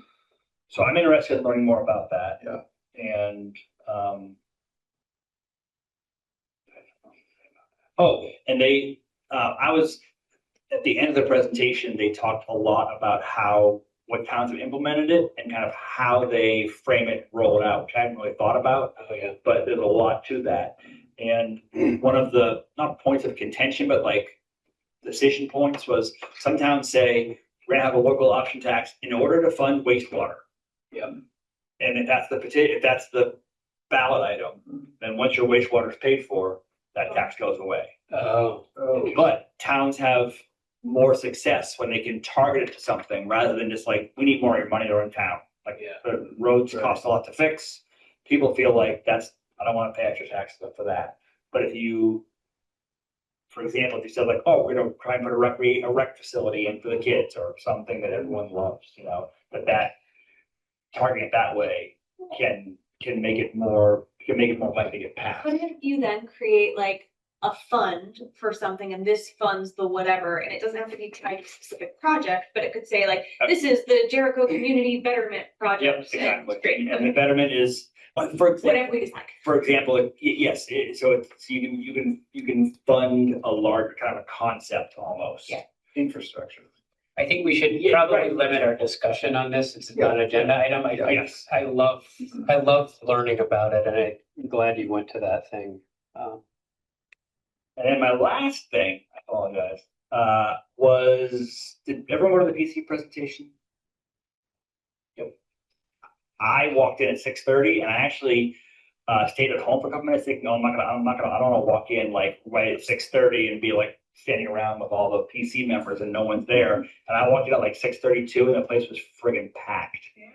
It was busy at 6:10. It was. Was it really? Oh, that's Really? great. That's really good. I mean, And I thought, and then I went home and cried over the front porch forum post about how evil we all are. And I thought, to find that one. dude, anything from the last week? Oh, Front yeah. porch forum? Oh, no, I didn't pick up on how evil we are. I think we're evil. I Oh, think it's just we don't we're understand. upset. Oh, we don't understand. We just want their, like, it was definitely I've definitely heard that we don't understand anything and we're running the town, we're being irresponsible with town's money and we're wasting it. Yeah. We're always gonna have one like that, though. Absolutely. And I also, after I was done crying every time, I said, remember, it's actually, that's like 4 people in town. And there's lots of people who know you're working hard on this, take it seriously, et cetera. But I was thinking, what if we had some sort of budget presentation that was that like planning commission sent out postcards, they posted on front porch forum about it, they somehow they got really good turnout. And if there was a way to, I'm not being facetious, people walking on YouTube, but to use all this genuine and understandable upset about property taxes as a way into getting people to really engage with the budget ahead of time. And they had just the PC had the 7 stations, had a roads station. And here's Jacob is there, and we've got a big poster that explains the road. It just explains what the budget is, what it goes to, what things cost, what the plan is for the next year for the roads, and then town staff, and just sort of lay out the whole budget in a more interactive way rather than just oh, budget meeting, any questions? Okay. Is that what we're thinking about for TMRI open house anyhow? That's the place to do it. Is that interesting? No, I don't think. What's successful about the planning commission one, and the few that we've done is if when it happens at an early enough stage so that you feel like this one we had just the other night was this is what we're thinking about. Tell us what you think. There's still time to make changes. We're still working on it. So someone's contribution is, they're not getting it after the fact. Yep. They're being engaged in a conversation. I totally agree. I got to think about what you're asking. I think it's part of it, but I think that the open house We can isn't. do other things at the open house. Yeah. That can be one of It them. would be great to tie it into the capital plan, because really these decisions need to be seen in a 15-year lens. Have we talked about the open house here? Have we talked? We had meetings. We had a meeting. Have we had a meeting? We had a meeting. That's what we're going to talk about. But on the capital plan, I'm very interested in having us find a way to make that graphically accessible. Exactly, and what Because the spreadsheet is incredible and But- powerful, but wow. no, I'm the only one who likes You're the spreadsheets only that one who much. can use it. Yeah, exactly. I understand you do that. What I want is to have the spreadsheet, have the data, and then I can make pretty graphs and pretty, Yes, here's the 10-year plan, and someone yes. fancier than me can draw pictures to go with it. So the open house committee met, and the open house is going to be on October 17th from 10 a.m. to noon. And those of us who are in the country or in the town that day, Will be. oh, perfect. It will be, I think it's important for us all to be there. And that committee is meeting twice in August. And then we're gonna go from there, and we're still kind of thinking things through, but I think that, yes, it could be part of that. I wonder if that's a big enough, I wonder if that would feature the budget enough, or if it's gonna be oh, there's this and this and this and this, oh, then there's the budget over there, It wouldn't be ready yet. Is that your problem? Are no, you- no, I want it not ready. I don't. We want it very much not ready. We And I want, can't think of a reason why you'd have that and the open house. It seems like it has maybe to not, be at the maybe open maybe house. it's that. Yeah. The only, What did you, sorry, what did you say for times on that? 10 a.m. to noon on October 17th. Okay, I'm gonna put it on my personal calendar, but let me know when I have to sign up for a 5th calendar that I'll have to find a way to integrate in. That'll be fantastic. but my other takeaway from the planning commission one the other night was, it was crowded, which was amazing. It was loud, and we could have benefited from more space. And so I don't know what we're thinking of where this open house would be, but I'm personally thinking of the high school. okay, Yeah. One suggestion was the community center at the Yep. high school. okay. Gives us more one And also allows us to, one thing we talked about is it's open house for 2 hours, but at 10:15, what, I can't think of what, but like the 10:15, there'll be a there'll be a 5-minute presentation about the road crew. So there is, at the high school, there's ability to do like breakout rooms if we want to have like short presentations that people could attend to, or just ignoring this to the open house thing. Perhaps book class I want to go. But yeah, the budget's not great at all. I think it's really open. My vision for the budget thing, like the planning commission, is sort of like, hey, budget time is it's just starting up. We're just beginning the conversation, and come here and learn about what money gets spent on and why everything's so expensive, and Tell us what you think. give us your ideas on where we can trim stuff. I like that. You may get some attendance this year. Yeah, Something for like sure. that, right? I've been challenged over the years of like every time, we advertise, we put on the agenda, we post it. Okay, we're going over the budget, and like the formal budget reviews where we went line by line, it'd be like 2 people here. But another takeaway from the planning commission tonight was there was a lot of just misunderstanding. And when you took the time to explain to somebody, this is what it actually is, this is what the logic behind it is, when they understood that, their minds changed often, just because they didn't understand before. So There's something about face-to-face stuff, right? Like And having if you had Yeah. written any of it, all the words you said to whatever person, and you emailed it to them, it doesn't work. No, it's the conversation that makes all the difference. Yep. And they can say, well, what about, yeah, exactly. So Right. what you're saying is exactly right, but it's actually, this is how it plays out. Oh, never mind. As opposed to I'm reading Chris's email, I'm like, Right. yeah, whatever, PC guy, like, I'm dismissing stuff you're saying along the Yeah. way, as opposed to being able to ask, well, what about this? And you can reframe it or talk, just to clarify. And you've captured why I'm so sick of working from home.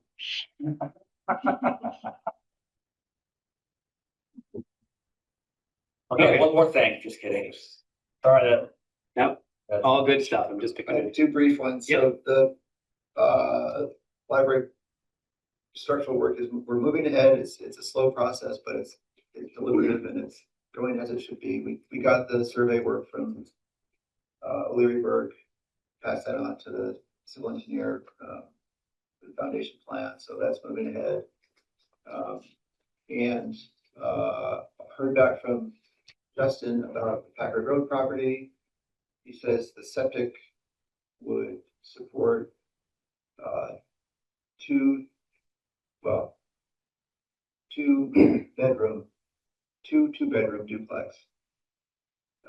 And he was just gonna do a double check with Champlain Water to make sure if there are setback issues from the water line, but otherwise it looks like we could do 2 duplexes or a duplex? a duplex with 2 bedrooms each in each Okay, unit. okay. 4 bedrooms. This is the property that was considered about the stormwater Yep. thing, but that's not a problem. Correct. Okay, That's cool. very cool. And then Well, our- so we could, Let me fine tune that a little bit. So once we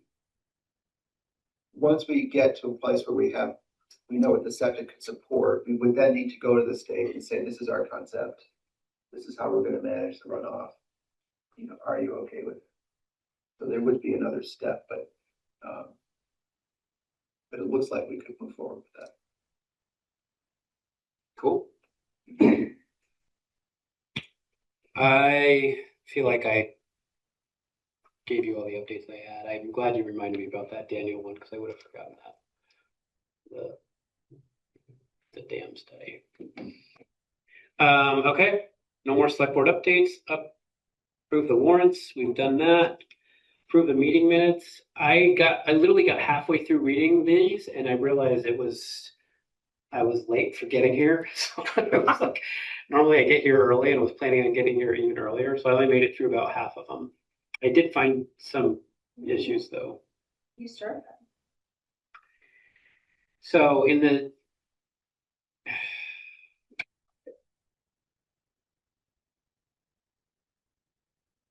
the conversation we were having about the tax rate.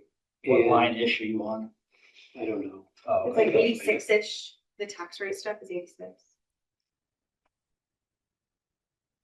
So, yeah, so Lori reviewed, give me a second.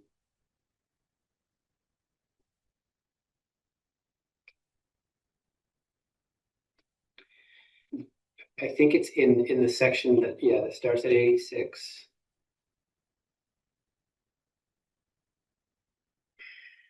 There's a bunch of places where she refers to Lori, but I think she means to be referring to Amy. Was Lori even there? They were both there. So like, for example, line 115, Amy asked if we can set out that this Amy asked if we could send out an explanation with tax bills. Lori said it may be difficult. I think that should Amy for be sure. Amy Morris. Morse. And I think all of the mentions of Lori in this section are Amy and not Lori. When we're doing the notes, then should we have our full names to deal with doubt, or like Amy K, Amy M? How do we do that? Yes. Okay, so this is where I'm gonna have to talk to, like, take good notes for Paula, or unless somebody else would like to. I can. Okay. Just tell me the lines and what to write. Yep, so. All right, here we go. I'm gonna start at line 115. 115. Yep. The first word is Amy. Just add a K after that, capital K. That same line, the next sentence starts with Lori, and that should be Amy M. Add Amy M. Okay, remove Lori, add Amy M. Okay, so same thing. Where else? That's also on line 111. Yeah, Lori said Underhill's tax bills have gone out. Yeah. That should be Amy. Line 111 should be Amy M. Amy M said, okay. Should we just say replace all the Loris with Amy M's from line? And that's what I was trying to get at, because I feel like we're gonna miss them if we go line by line. Everything in this section that in the review and consider approval of the tax rate, it was a long heated discussion. Everything from there to line 136. I don't think Lori spoke. I think it was all Amy So Morse. from line 111 to Line 86 Okay. to line 136. to line 136. Replace all the Loris with Amy M. And the Amy. And then all the Amy's, well, that's the thing. Some places she got Amy right, the other Amy right. Did she get Amy right? Yeah, she got Amy right in one of them. I thought I just saw it. 128. Consider oh wait, it's 128, you're right. No, but that was me. I did say, Well, okay. I said that. Okay, so then I think we can do that blanket statement then. Okay, perfect. So all the Amy's should be Amy K. And And all the Loris should be Amy M. All the Loris should be Amy M. And all the Amy's Should be Amy K. should be Amy K. It's not confusing. All right. Peter, you should just get your wife to come to one of the sessions. and Yeah, have us that all- makes- Just say one thing, say one thing, yeah. Exactly. I stopped reading after that section because that's when I realized it was like 6:08. So that's all I had. I didn't read them honestly. Oh, I did read get them. through, some of the gay Simington discussion, but I didn't have any more updates. Anyone else have any other, I didn't have any corrections. have a motion to approve the minutes as amended? Make a motion to approve the minutes of the July 16, 2026 meeting as amended. I will second. All those in favor say aye. Aye. Thanks, Laura. And I'll also ask you to include in your notes that you're sending her the time we go. I'd like to make a motion to go into executive session for the purpose of personnel, real estate, and legal. Premature disclosure of the information will be detrimental to the parties involved. Period. I second the motion. All those in favor say aye. Aye. Aye. Good night, everybody. Good night, everybody.